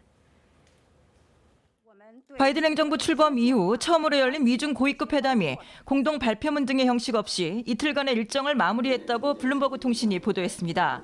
설리번 미국 백악관 국가안보보좌관은 회담이 끝난 직후 기자들과 만난 자리에서 미중 양측은 광범위한 이슈에서 힘든 협상을 했으며 미국은 앞으로 정상적 외교 채널에서 중국과 계속 협력할 것이라고 말했다고 로이터 통신이 전했습니다. 토니 블링컨 미 국무장관도 중국과 솔직한 대화를 나눴다고 말했습니다. 블링컨 장관은 중국 측과 북한, 이란 문제에 대해 솔직한 대화를 나눴다며 양측이 북한, 이란, 기후 변화에 대한 이해관계가 교차하고 있다고 말했습니다. 중국 측 대표인 양제츠 중국 공산당 외교 담당 정치국원은 신화통신을 통해 솔직하고 건설적이며 유익한 대화를 나눴다면서 물론 여전히 차이점은 있다고 말했습니다. 양측은 앞으로 건강하고 안정적인 궤도를 향해 무갈등 정책에 따라야 한다고 덧붙였습니다. 블링컨 장관과 양제츠 정치국원은 알래스카 회담 첫날 거친 언사를 주고받으며 모두 발언부터 날선 공방을 이어가기도 했습니다. Each of these actions threaten the rules-based order that maintains global stability. That's why they're not merely internal matters and why we feel an obligation to raise these issues here today. 人权问题，我们希望美国在这方面能做得好一点。而美国存在的人权问题是根深蒂固的，不是过去4年就存在的。对黑人的屠杀早就存在这个问题。 백악관은 이에 대해 바이든 대통령의 애틀랜타행 기내 브리핑에서 과장된 외교적 언사가 종종 국내 청중을 대상으로 한다는 것을 알고 있다고 말하기도 했습니다. 뉴욕에서 KBS 뉴스 한보경입니다. LH 직원들의 땅 투기 의혹이 촉발된 경기도 광명 시흥에서 투기가 더 광범위하게 일어났을 수 있다는 정황이 드러났습니다. KBS가 최근 3년간 광명 시흥 신도시와 주변 토지 대장을 전수 분석했더니 20% 정도의 땅에서 지분 쪼개기가 확인됐습니다. 황정호 기자입니다. KBS가 분석한 지역은 광명 시흥 신도시 개발구역 전체와 주변 반경 500m까지입니다. 최근 3년 동안 이곳에서 거래된 필지는 모두 1,800여 필지, 156만 제곱미터 규모의 땅이 거래됐는데요. 투기를 의심할 수 있는 전형적인 수법 가운데 하나인 지분 쪼개기가 얼마나 이루어졌는지 하나하나 살폈습니다. 먼저 땅 주인이 3명 이상인 곳을 추려봤습니다. 면적으로 보면 전체의 19%, 5곳 가운데 한 곳은 지분 쪼개기를 한 것으로 확인됐습니다. 이렇게 지분을 쪼개다 보니 전체 소유주의 62%가 이곳에 몰려 있습니다. 주인이 가장 많은 땅은 경기도 시흥의 임야 2곳인데요. 각각 주인이 131명이나 됐습니다. 이 중 한 곳의 면적은 350제곱미터가 안 됩니다. 한 명이 평균 3제곱미터도 안 되는 땅을 산 겁니다. 이렇게 100명이 넘는 사람들이 쪼개 산 곳만 추려보니 5개 필지가 나옵니다. 이른바 기획부동산이 개입됐을 개연성이 매우 큽니다. 게다가 모두 2019년과 지난해에 거래돼 투기 의혹을 받고 있는 LH 직원들이 산 시기와도 겹칩니다. 그럼 이 땅을 산 사람들은 과연 누구일까요? 86%가 광명 시흥 주민이 아닌 외지인으로 확인됐습니다. 경기와 서울 등 수도권 거주자가 가장 많고 충청, 영호남, 제주까지 전국에서 땅을 사들였습니다. 미국과 중국, 뉴질랜드 등 해외 거주자도 10명 넘게 나왔습니다. 상식적으로 생각해도 농지를 산 경우 직접 농사를 짓기 위해 샀다고 보긴 어려운 대목입니다. 이번엔 소유주를 나이별로 보겠습니다. 5, 60대가 절반이 넘어 가장 많았는데요. 눈에 띄는 건 10대도 18명이나 포함돼 있다는 겁니다. 이 가운데 8살 어린이도 있는데 임야 400여 제곱미터를 2년 전 123명의 어른과 쪼개서 산 걸로 돼 있습니다. 이 어린이 현재 주소지는 의정부입니다. 경찰은 광명 시흥 지구에서 투기 의혹을 받고 있는 LH 전현직 직원 15명을 조사하고 있고 민병가 참여연대는 외진 30여 명의 땅 투기 의혹을 추가로 제기했습니다. 신도시 지구 내 과림동 일대만 들여다본 결과입니다. 하지만 이번 토지 대장 분석 결과를 보면 조사와 수사 범위 확대할 수밖에 없어 보입니다. KBS 뉴스 황정호입니다. 정부가 3기 신도시 투기 의혹에 대한 2차 조사 결과를 실시한 결과 투기가 의심되는 23명을 적발해 수사 의뢰했습니다. 청와대 경호처 과장 1명도 투기가 의심돼 대기발령 조치됐습니다. 손은혜 기자가 보도합니다. 2차 조사 결과 토지 거래가 확인된 사람은 모두 28명이었습니다. 이 가운데 가족 간 증여로 추정되는 거래는 제외하고 투기가 의심돼 정부가 수사 의뢰한 대상은 23명입니다. 조사 대상자 8,780명 가운데 개인정보 동의서를 제출한 직원 8,600여 명을 조사한 결과입니다. 거래한 토지는 농지가 가장 많았고 매입 시기는 주민 공람일 기준으로 2년 이내에 주로 거래되었습니다. 23명 가운데 18명은 광명, 안산, 시흥, 하남 등 지자체 공무원이었고 나머지 5명은 지방 공기업 소속이었습니다. 토지 거래 이외에 신도시 인접 시가지 등에서 230여 건의 주택 거래도 확인됐습니다. 정부는 개인정보 동의서를 제출하지 않은 127명에 대해서는 명단과 함께 관련 자료를 합동수사본부에 넘겼습니다. 청와대도 2차 전수조사 결과를 발표했습니다. 행정관 이하 전 직원과 배우자, 직계가족을 조사한 결과 4건의 신도시 관련 거래가 확인됐고 이 가운데 1건의 투기 의심 사례가 나왔습니다. 대통령 경호처 과장이 LH에 근무하는 형의 배우자 등 가족과 공동으로 2017년 3기 신도시 지역의 토지를 매입한 것으로 드러났습니다. 지난 16일 사실관계가 확인된 즉시 대기발령 조치했고 정부합동특별수사본부에 관련 자료를 전달할 예정입니다. 정부는 조사 착수 보름여 만에 3기 신도시 등 8개 지역의 투기 의혹 조사를 마쳤습니다. 하지만 가족명이나 차명 거래를 걸러내지 못했다는 점은 한계로 지적됩니다. KBS 뉴스 손은혜입니다. 정부와 민주당은 공직자 투기를 막기 위한 다양한 대책들을 논의하고 있습니다. 모든 공직자의 부동산을 재산 등록하는 방안을 검토하겠다고 했고, 국회에선 미공개 정보를 이용해 투기하면 최대 무기징역까지 처벌할 수 있도록 한 법안이 상임위를 통과했습니다. 김지숙 기자가 보도합니다. 사흘 전 국회 행정안전위원회를 통과한 공직자윤리법 개정안. 부동산 정보를 취급하는 공직자는 반드시 재산을 등록하게 했습니다. 여기에 더해 민주당과 정부는 모든 공직자의 부동산을 재산 등록 대상에 포함시키는 방안을 검토하겠다고 밝혔습니다. 공무원, 공공기관, 지자체와 지방공기업을 포함한 모든 공직자로 부동산 재산 등록을 확대하는 방안을 검토하겠습니다. 지금은 4급 이상 공직자만 재산을 등록하게 돼 있습니다. 당정은 두세 차례 더 협의를 거쳐 등록 대상의 구체적 범위를 정하기로 했습니다. LH 혁신 방안도 논의됐는데 조직과 기능을 축소하는 방안이 유력하게 검토되고 있습니다. 강력하면서도 가장 합리적인 혁신 방안을 마련하되 토지 주택 부분의 한 영역과 또 주거복지 부분의 한 영역, 크게 보면 이 두 가지 부분으로 나뉠 가능성도 있습니다. 또 농지를 이용한 부동산 투기 사례가 많은 만큼 농지의 취득과 영농 여부에 대한 심사도 강화하기로 했습니다. 이른바 LH5법에도 속도가 붙고 있습니다. 국회 국토교통위원회가 의결한 공공주택특별법 개정안은 미공개 정보로 부동산 투기를 해 얻은 이익이 50억 원을 넘으면 최대 무기징역까지 처벌할 수 있도록 했습니다. 또 부당 이익의 5배까지 환수할 수 있는 방안도 담겼습니다. 투기 이익을 산정하기 곤란한 경우 벌금 상한액은 10억 원으로 강화됐습니다. LH 직원들의 비밀 누설 형량을 2배로 강화한 LH법 개정안도 상임위 문턱을 넘었습니다. KBS 뉴스 김지숙입니다. 내부 정보를 이용해서 3기 신도시 예정지에 투기를 한 의혹이 있는 LH 직원들이 어제 경찰에 출석해서 조사를 받았습니다. 경찰은 개발 정보를 어떤 식으로 유출해서 투기에 악용했는지를 규명하는 데에 수사력을 집중하고 있습니다. 보도에 김재현 기자입니다. 참여연대와 민변이 의혹을 제기한 지 17일 만에 이루어진 첫 소환 조사. 소환 대상자 3명 중 가장 눈에 띄는 건 이른바 강 사장으로 불리던 LH 직원 강모 씨입니다. 이번 사태의 핵심 인물인 강 씨는 현재까지 입건된 LH 전현직 직원 15명 가운데서도 가장 먼저 광명 시흥 토지를 매입했고 그 규모도 가장 큰 것으로 파악된 인물입니다.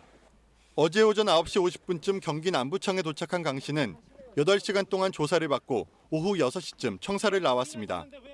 혐의 인정하셨습니까? 네, 상습이 답변했습니다. 땅을 그렇게 많이 사서 뭐 하려고 하셨습니까? 내부 정보 이용하신 거 인정하셨습니까? 강 씨는 혼자 혹은 LH 직원들과 땅을 매입한 것은 물론 시흥 광명 3기 신도시 발표 한 달 전인 지난 1월엔 과천의 지인들과 신도시 예정지 바로 옆 민간 개발이 유력한 지역 토지를 매입했습니다. 또 같은 날 이 지인들은 가족들을 동원해 시흥 과림동의 땅을 사들이기도 했습니다. 강 씨와 함께 소환된 LH 직원 2명은 전주 시민 수십 명과 함께 광명에 집단 투기했다는 의혹에 연루된 인물들로 확인됐습니다. 전주에 사는 LH 직원과 지인 등은 2017년부터 거주지와 200km 정도 떨어진 광명시 노온사동의 땅을 사들였습니다. 정부합동특별수사본부는 오늘과 내일 주말 사이에도 아직 조사를 받지 않은 피의자 12명에 대한 소환 조사를 이어갈 예정입니다. KBS 뉴스 김재현입니다. 어제 0시 기준으로 코로나19 신규 확진자는 463명 집계가 됐습니다. 오늘부터는 3주 전 화이자 1차 접종을 받은 코로나19 의료진들에 대한 2차 접종이 시작됩니다. 자, 취재 기자를 연결해서 코로나 소식 알아보겠습니다. 자, 민정희 기자, 먼저 코로나19 현황부터 정리해 주시죠. 네, 중앙방역대책본부는 어제 0시 기준 코로나19 신규 확진자가 463명이라고 밝혔습니다. 국내 발생이 441명, 해외 유입이 22명입니다. 지역별로 살펴보면 서울 144명, 경기 153명, 경남 42명 등입니다. 위중증 환자는 101명이고 사망자는 2명 늘어 모두 1,690명입니다. 네. 그리고 국내에서 백신 접종 후에 이상 사례는 몇 건이나 나왔습니까? 네, 코로나19 백신 접종 이후 이상 반응으로 신고된 사례는 어제 0시 기준 모두 9,600여 건입니다. 예방접종 뒤 흔하게 나타날 수 있는 근육통과 두통, 발열, 오한 등의 사례가 9,400여 건으로 대부분이었습니다. 방역당국은 발열과 근육통, 두통 등의 증세는 대부분 자연적으로 없어지거나 해열제나 진통제로 완화된다고 밝혔습니다. 다만 해열제를 썼는데도 증상이 이틀 이상 지속하거나 갑자기 상태가 악화하는 경우에는 가까운 의료기관에 방문해 진료받아야 한다고 밝혔습니다. 호흡곤란과 의식 소실, 안면 부종 등을 동반한 알레르기가 발생하는 경우에도 즉시 응급실에 방문해야 합니다. 다만 경미한 증세일 때는 응급실 방문을 자제해야 한다고 덧붙였는데요. 다른 응급 환자가 적절한 치료를 받지 못할 수 있기 때문입니다. 네. 그리고 오늘부터 2차 접종을 시작하는 백신 얘기 좀 해주시죠. 네, 오늘부터는 화이자 백신 2차 접종이 시작됩니다. 화이자 백신은 코로나19 치료 의료진 등에게 지난달 말부터 접종됐는데요. 3주가 지난 오늘부터 국립중앙의료원에서 2차 접종을 하는 겁니다. 화이자 백신은 2차 접종 뒤 2주쯤 뒤에 항체가 형성되는데요. 따라서 2차 접종자 대부분은 다음 달 초부터 면역력을 갖기 시작할 것으로 기대됩니다. 어제 0시 기준 1차 접종을 마친 사람은 약 66만 명으로 집계됐습니다. 다음 주부터는 만 65세 이상 요양병원과 시설의 입소자가 아스트라제네카 백신을 접종할 계획입니다. 지금까지 사회부에서 전해드렸습니다. 네, 이제 국내에서 코로나19 백신 접종이 시작된 지 23일째를 맞습니다. 지금까지 접종자는 60만 명을 돌파했고요. 다음 달부터는 접종 대상이 일반 국민으로 확대됩니다. 우리 국민들은 백신에 대해서 어떤 생각을 갖고 있는지 KBS가 여론조사를 실시했습니다. 서울대 보건대학원 연구팀과 함께 올 12월까지 매달 조사를 진행해서 여론의 변화 추이를 살펴볼 예정입니다. 이번 달 실시한 첫 여론조사에서는 백신을 맞겠다는 답변이 65% 정도로 집계가 됐습니다. 먼저 정다원 기자입니다. 코로나19가 국내에서 발병한 지 14개월째입니다. 끝이 보이지 않는 전염병과의 싸움. 국민들은 지쳐가고 있는데요. 이러한 피로감이 여론조사 결과에서도 그대로 드러났습니다. 코로나19로 인해 피로감이나 스트레스가 있다는 응답이 거의 90%에 이르렀습니다. 스트레스를 받는다는 응답이 가장 많은 사람들은 누구였을까요? 역시 경제적 손실을 크게 입은 자영업자였습니다. 다음으로 생산직 종사자, 또 어린이집과 학교가 문을 닫으면서 자녀 양육 부담이 늘어난 주부가 뒤를 이었습니다. 백신 접종에 대해서는 편익이 크다는 인식이 우세했지만 응답자의 절반은 위험성이 있다고 답해 불안감도 내비쳤습니다. 자신의 순서가 오면 백신 접종을 하겠느냐고 물었습니다. 접종하겠다는 응답이 65.4%였습니다. 방역 당국의 집단 면역 목표치 70%를 조금 밑도는 수치입니다. 5명 중 1명은 백신을 접종할 생각이 없다고 답했습니다. 특히 나이가 어릴수록 백신을 맞지 않겠다는 비중이 높았습니다. 40대 이상은 접종 거부 의사가 15%대 이하였지만 20대와 30대에서는 훨씬 높게 나타났습니다. 왜 백신 접종을 하지 않겠다는 걸까요? 백신의 안전성을 믿지 못하겠다는 답변이 절반을 넘었고요. 자신이 원하는 백신을 선택할 수 없어서 불만이라는 의견도 30% 가까이 나왔습니다. 정부와 보건당국의 백신 접종 정책에 대해서는 65.5%가 정부 대응을 신뢰한다고 답했습니다. 집단 면역 달성을 낙관한 응답자는 절반이 넘었지만 올해 안에 코로나 이전 수준까지 일상을 회복할 것이라는 응답은 46%에 그쳤습니다. 백신과 집단 면역에 대한 다양한 생각, 여기에는 어떤 요인들이 영향을 미쳤을까요? 이어서 오승목 기자입니다. 백신에 대한 인식은 정치 성향에 따라 차이를 보였습니다. 백신 접종은 이롭다는 답변이 진보 성향 응답자는 61.7%, 보수 성향에선 49.6%로 나왔습니다. 백신을 맞겠다는 응답률은 진보 성향에서 가장 높았고 보수보다 중도 성향에서 더 낮게 나왔습니다. 가장 큰 차이를 보인 건 향후 전망입니다.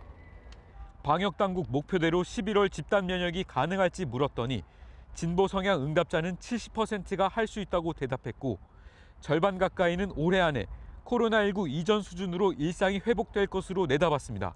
반면 보수 성향 응답자 사이에선 55%가 집단 면역 달성이 어렵다고 말했습니다.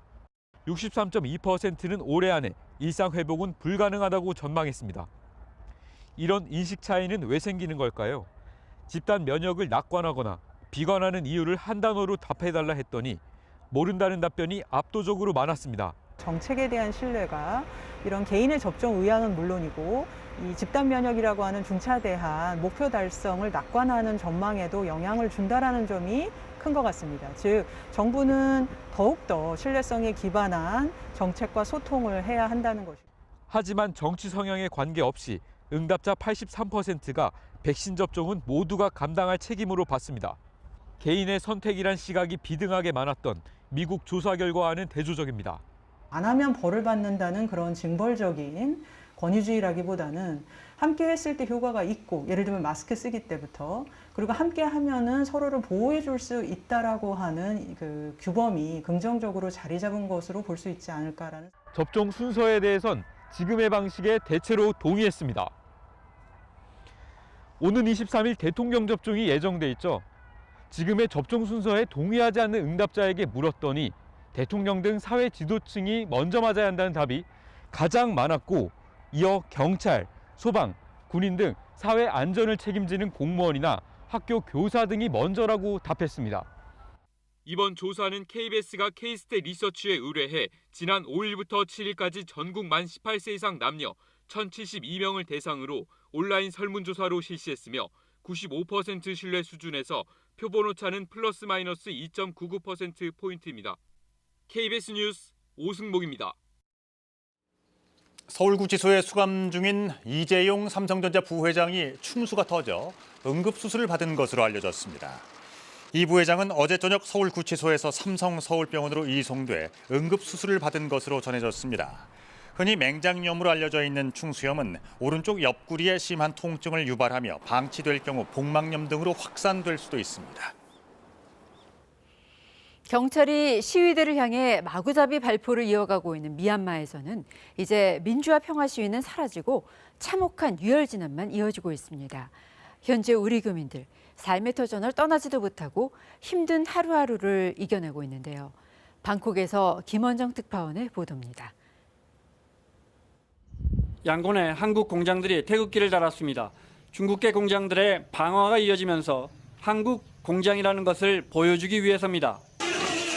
도심 곳곳에선 여전히 유혈 진압이 계속되고 있습니다. 교민들이 많이 사는 양곤 노스오클라파의 한 식당에 군인들이 들어와 주민을 마구 폭행합니다. 실제 어제 미얀마 교민들의 단체 SNS에는 무장군인 10여 명이 들어와 가게 문 닫고 숨죽이며 숨어 있다는 글이 올라오기도 했습니다.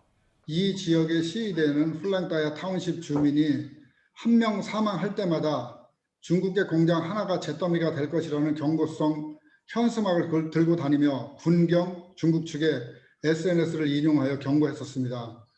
군경이 고교생을 붙잡아 가슴에 총을 겨누고 있습니다.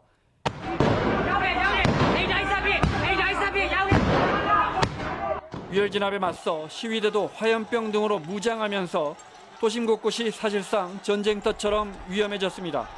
연일 유혈 진압에 시민을 향한 가혹 행위까지 이어지면서 확인된 사망자가 220명을 넘어섰습니다. 그중 120여 명이 지난 엿새 동안 사망했습니다. 미얀마 주재 한국 대사관은 계엄령 선포로 사법권이 군으로 이양돼 정식 재판 없이 군법의 한 번으로 판결을 받는다며 교민들의 주의를 거듭 당부했습니다. 미얀마 군정은 동영상 확산을 막기 위해 거의 모든 인터넷을 막고 있습니다.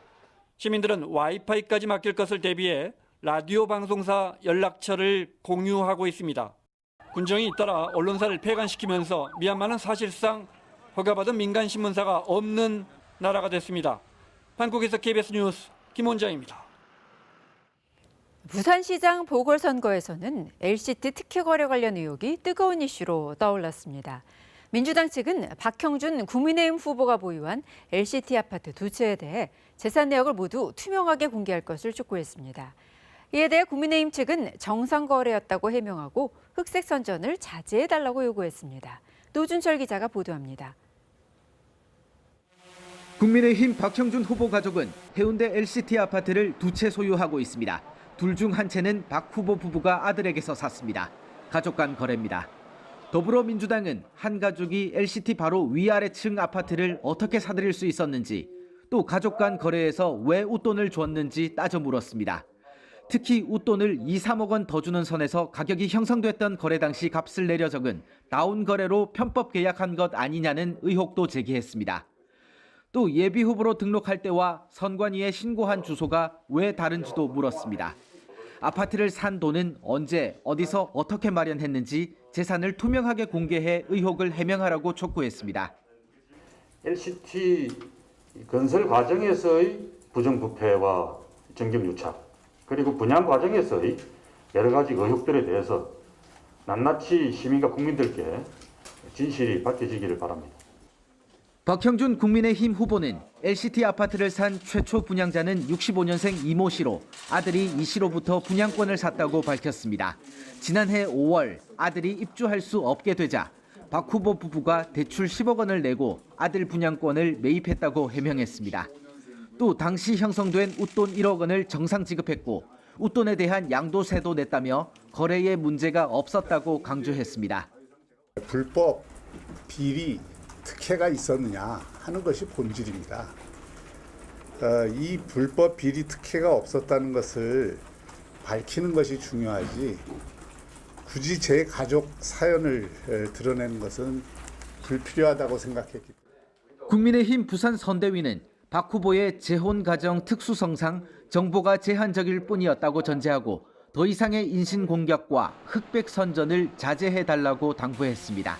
KBS 뉴스 노준철입니다. 국민의힘 오세훈, 국민의당 안철수 후보는 어제 각각 후보 등록을 마쳤습니다.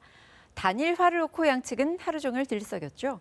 여론조사 방식을 두고 맞서던 오세훈, 안철수 두 후보가 서로 자신이 양보하겠다고 나선 건데 협상이 언제 어떻게 재개될지는 아직 정해지지 않았습니다. 김수현 기자입니다. 먼저 통큰 양보를 꺼낸 건 국민의당 안철수 후보였습니다.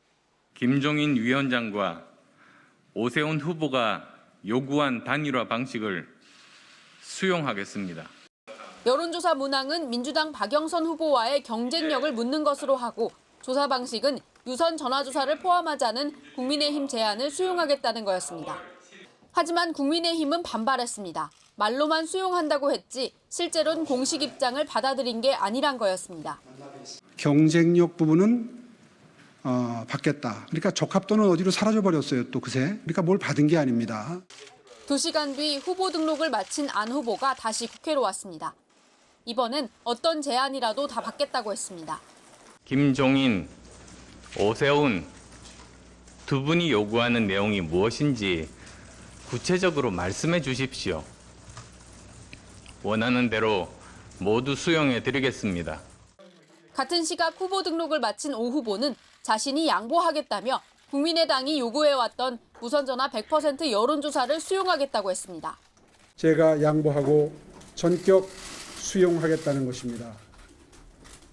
이 결정은 또 하나의 바보 같은 결정이 될지도 모르겠습니다.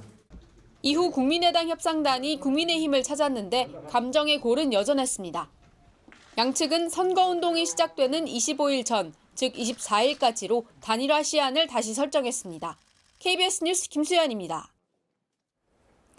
오늘은 절기춘분입니다. 오늘을 기점으로 낮 시간이 길어지면서 봄 기운은 더욱 짙어질 텐데요.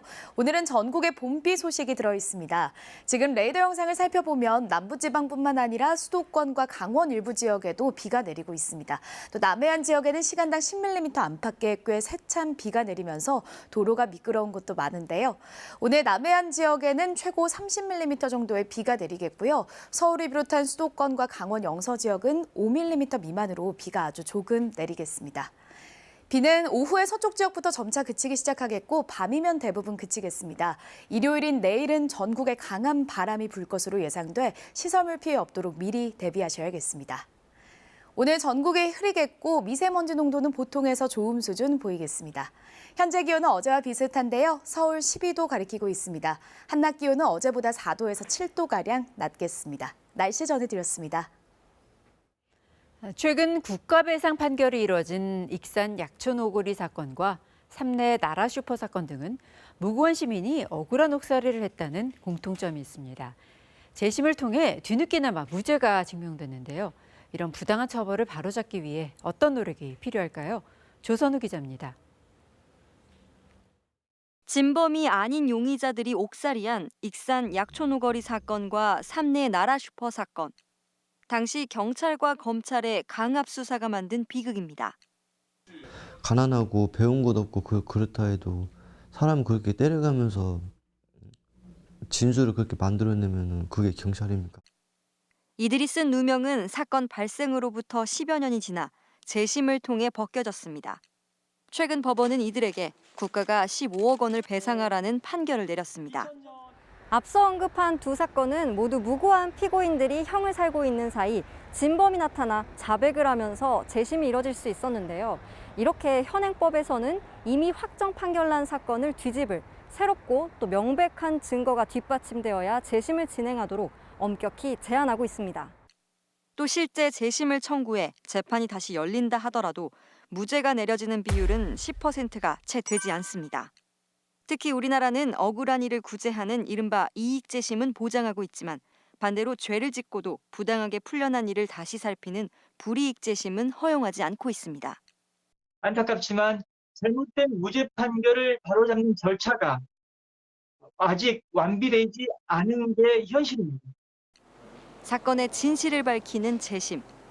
법조계에서는 무고한 이들의 억울함을 풀고 범죄자들이 합당한 대가를 치르도록 제도 보완이 필요하다고 지적했습니다.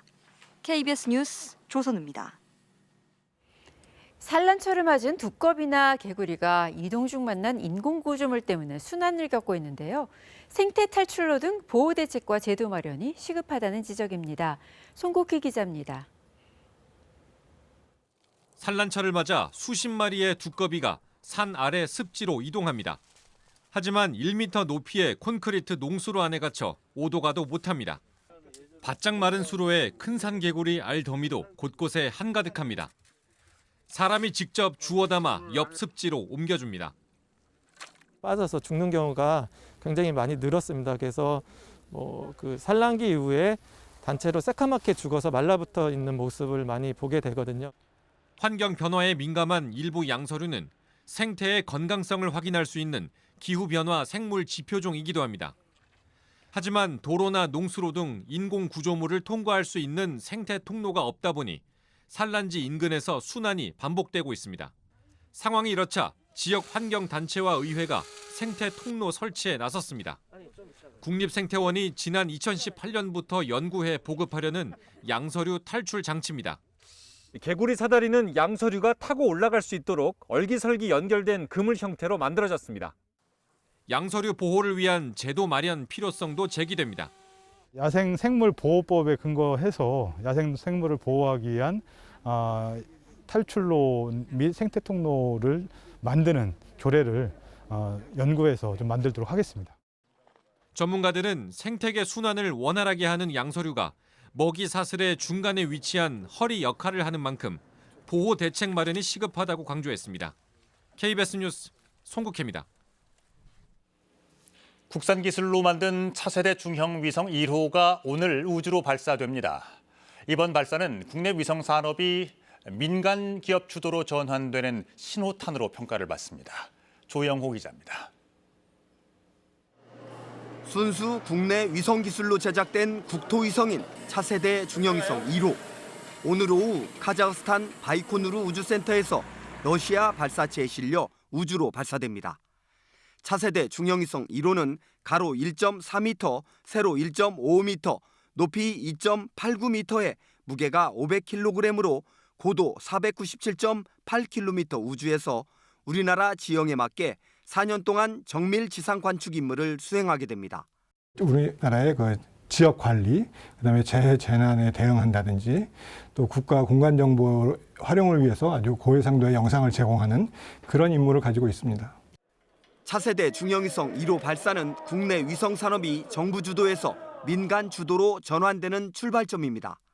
1호에 이어 내년 초에 발사될 차세대 중형위성 2호의 경우 국내 민간 기업 67곳이 순수 제작해 현재 실증 실험이 진행 중입니다.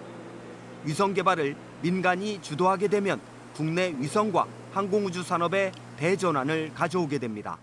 민간이 주도를 함으로써 스페이스X와 같이 저희 국내에서도 항공우주 산업이나 다른 업체분들이 그런 우주 산업을 이제 주도할 수 있게 되는 계기가 되는. 또 앞으로 우주 과학기술 검증용 3호, 농림 상황 관측용 4호, 수자원 관측용 5호 위성 개발도 잇따를 예정이어서 우리나라도 본격적인 위성 대량 생산 시대를 맞게 될 전망입니다. KBS 뉴스 조용입니다. 대형 전자상거래 업체에서 의사의 처방이 필요한 전문의약품이 버젓이 불법으로 팔리고 있습니다. 식품의약품안전처는 신고를 받고도 적극적인 후속 조치를 취하지 않았습니다. 박진영 기자입니다. 현직 의사 A씨는 이달 초 쿠팡을 검색하다가 의사가 처방해야 살 수 있는 전문의약품 수십여 종이 팔리고 있다는 사실을 알았습니다. 명백한 불법 유통입니다. 특히 오남용 될 경우 부작용이 심한 의약품도 있었습니다. A씨는 여러 차례 쿠팡 측에 연락해 의약품 판매를 중단할 것을 요청했습니다. 쿠팡 측은 조치를 하겠다고 답했지만 달라진 것은 없었습니다. 쿠팡 같은 대기업이 그 의약품 불법 판매를 방치한다는 것은 정말 있을 수가 없는 일이라 생각했습니다. 환자가 사망이라도 하면 어떻게 되려고 하는 건지. 결국 A씨는 이틀 뒤 식약처에 의약품 불법 유통 사실을 제보했습니다. 식약처는 판매를 강제로 막을 수 없으니 경찰에 직접 고발하라고 답변을 했습니다. 국민 건강을 보호해야 될 기관이 개인에게 고발을 떠넘기는 게 어디 있습니까? 대기업을 상대로 개인이 어떻게 고발을 합니까? 식약처는 도대체 무슨 일을 하는 곳인지 정말 이해가 할 수 없었습니다. 제보한 뒤에도 불법 판매는 보름 넘게 이어졌습니다. 대한소아과 의사회가 쿠팡을 경찰에 고발하자 판매가 중단됐습니다. 경찰은 해외에서 의약품을 수입한 도매업체 관계자와 쿠팡 대표자 등을 불러 수사할 계획입니다. 지난 5년 동안 식약처에 접수된 의약품 불법 판매는 14만 건이 넘습니다. 온라인 택배 판매가 늘면서 의약품 불법 유통도 늘고 있습니다. KBS 뉴스 박진영입니다. 이어서 한국도로공사 연결해 주말 아침 교통 상황 알아보겠습니다.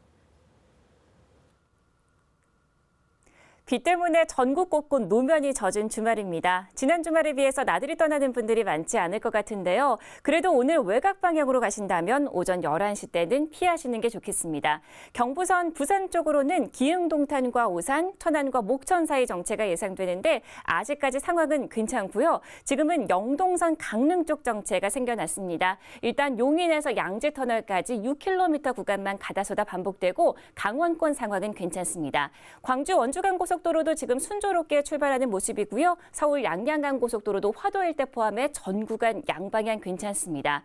경부선은 시구간 중심으로 교통량이 서서히 증가할 것으로 보이는데 이 부산 쪽은 지금 계속해서 기흥 부근에서도 교통량이 많아지고 있고요. 서해안선 목포 방향은 금천 부근에서 앞차와의 간격 조금씩 좁아지고 있습니다. 곳곳으로 노면이 젖은 곳에서는 감속 운전 잊지 마시고요. 전자석 안전띠도 꼭 잊지 마시기 바랍니다. 고속도로 교통방송이었습니다.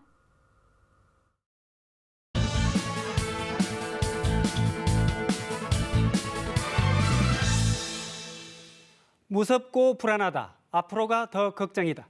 백인 청년의 끔찍한 총격으로 한인 여성 4명을 잃은 애틀랜타 교민들의 하소연입니다. 아시아계 6명 등 모두 8명이 숨진 이번 총격 사건의 여파가 계속 확산되고 있습니다. 흑인들이 주로 겪었던 혐오 범죄 피해가 한인들에게도 현실로 다가왔기 때문입니다. 사건의 본질을 애써 외면했던 미국 경찰의 초기 태도도 실망과 분노를 불러왔습니다. 규탄 여론이 들끓고 미국 정부와 의회가 나서고 있지만 아시아인 혐오 범죄는 이제 미국 사회의 심각한 현안이 되고 있습니다.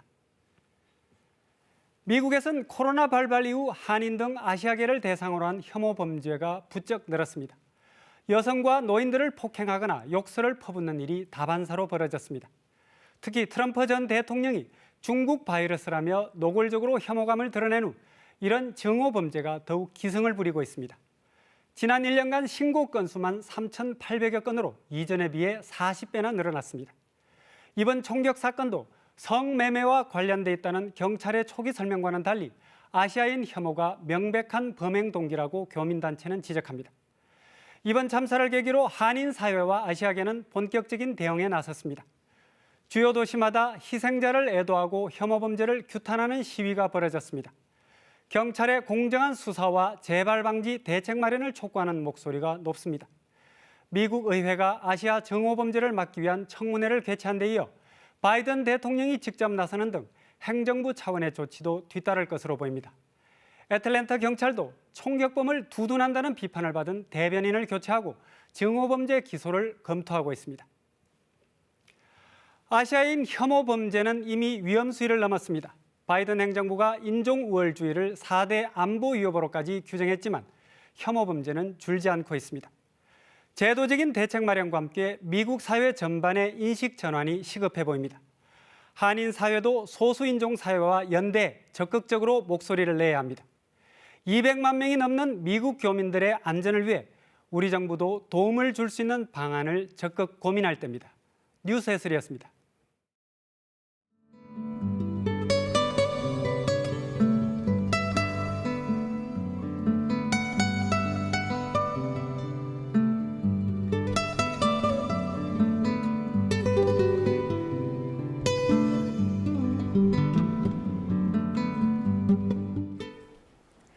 절기춘분인 오늘 우산이 필요합니다. 전국에 봄비 소식이 들어있는데요.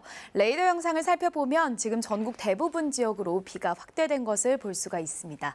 남해안 지역을 중심으로는 시간당 10mm 안팎의 꽤 세찬 비가 쏟아지고 있기도 한데요.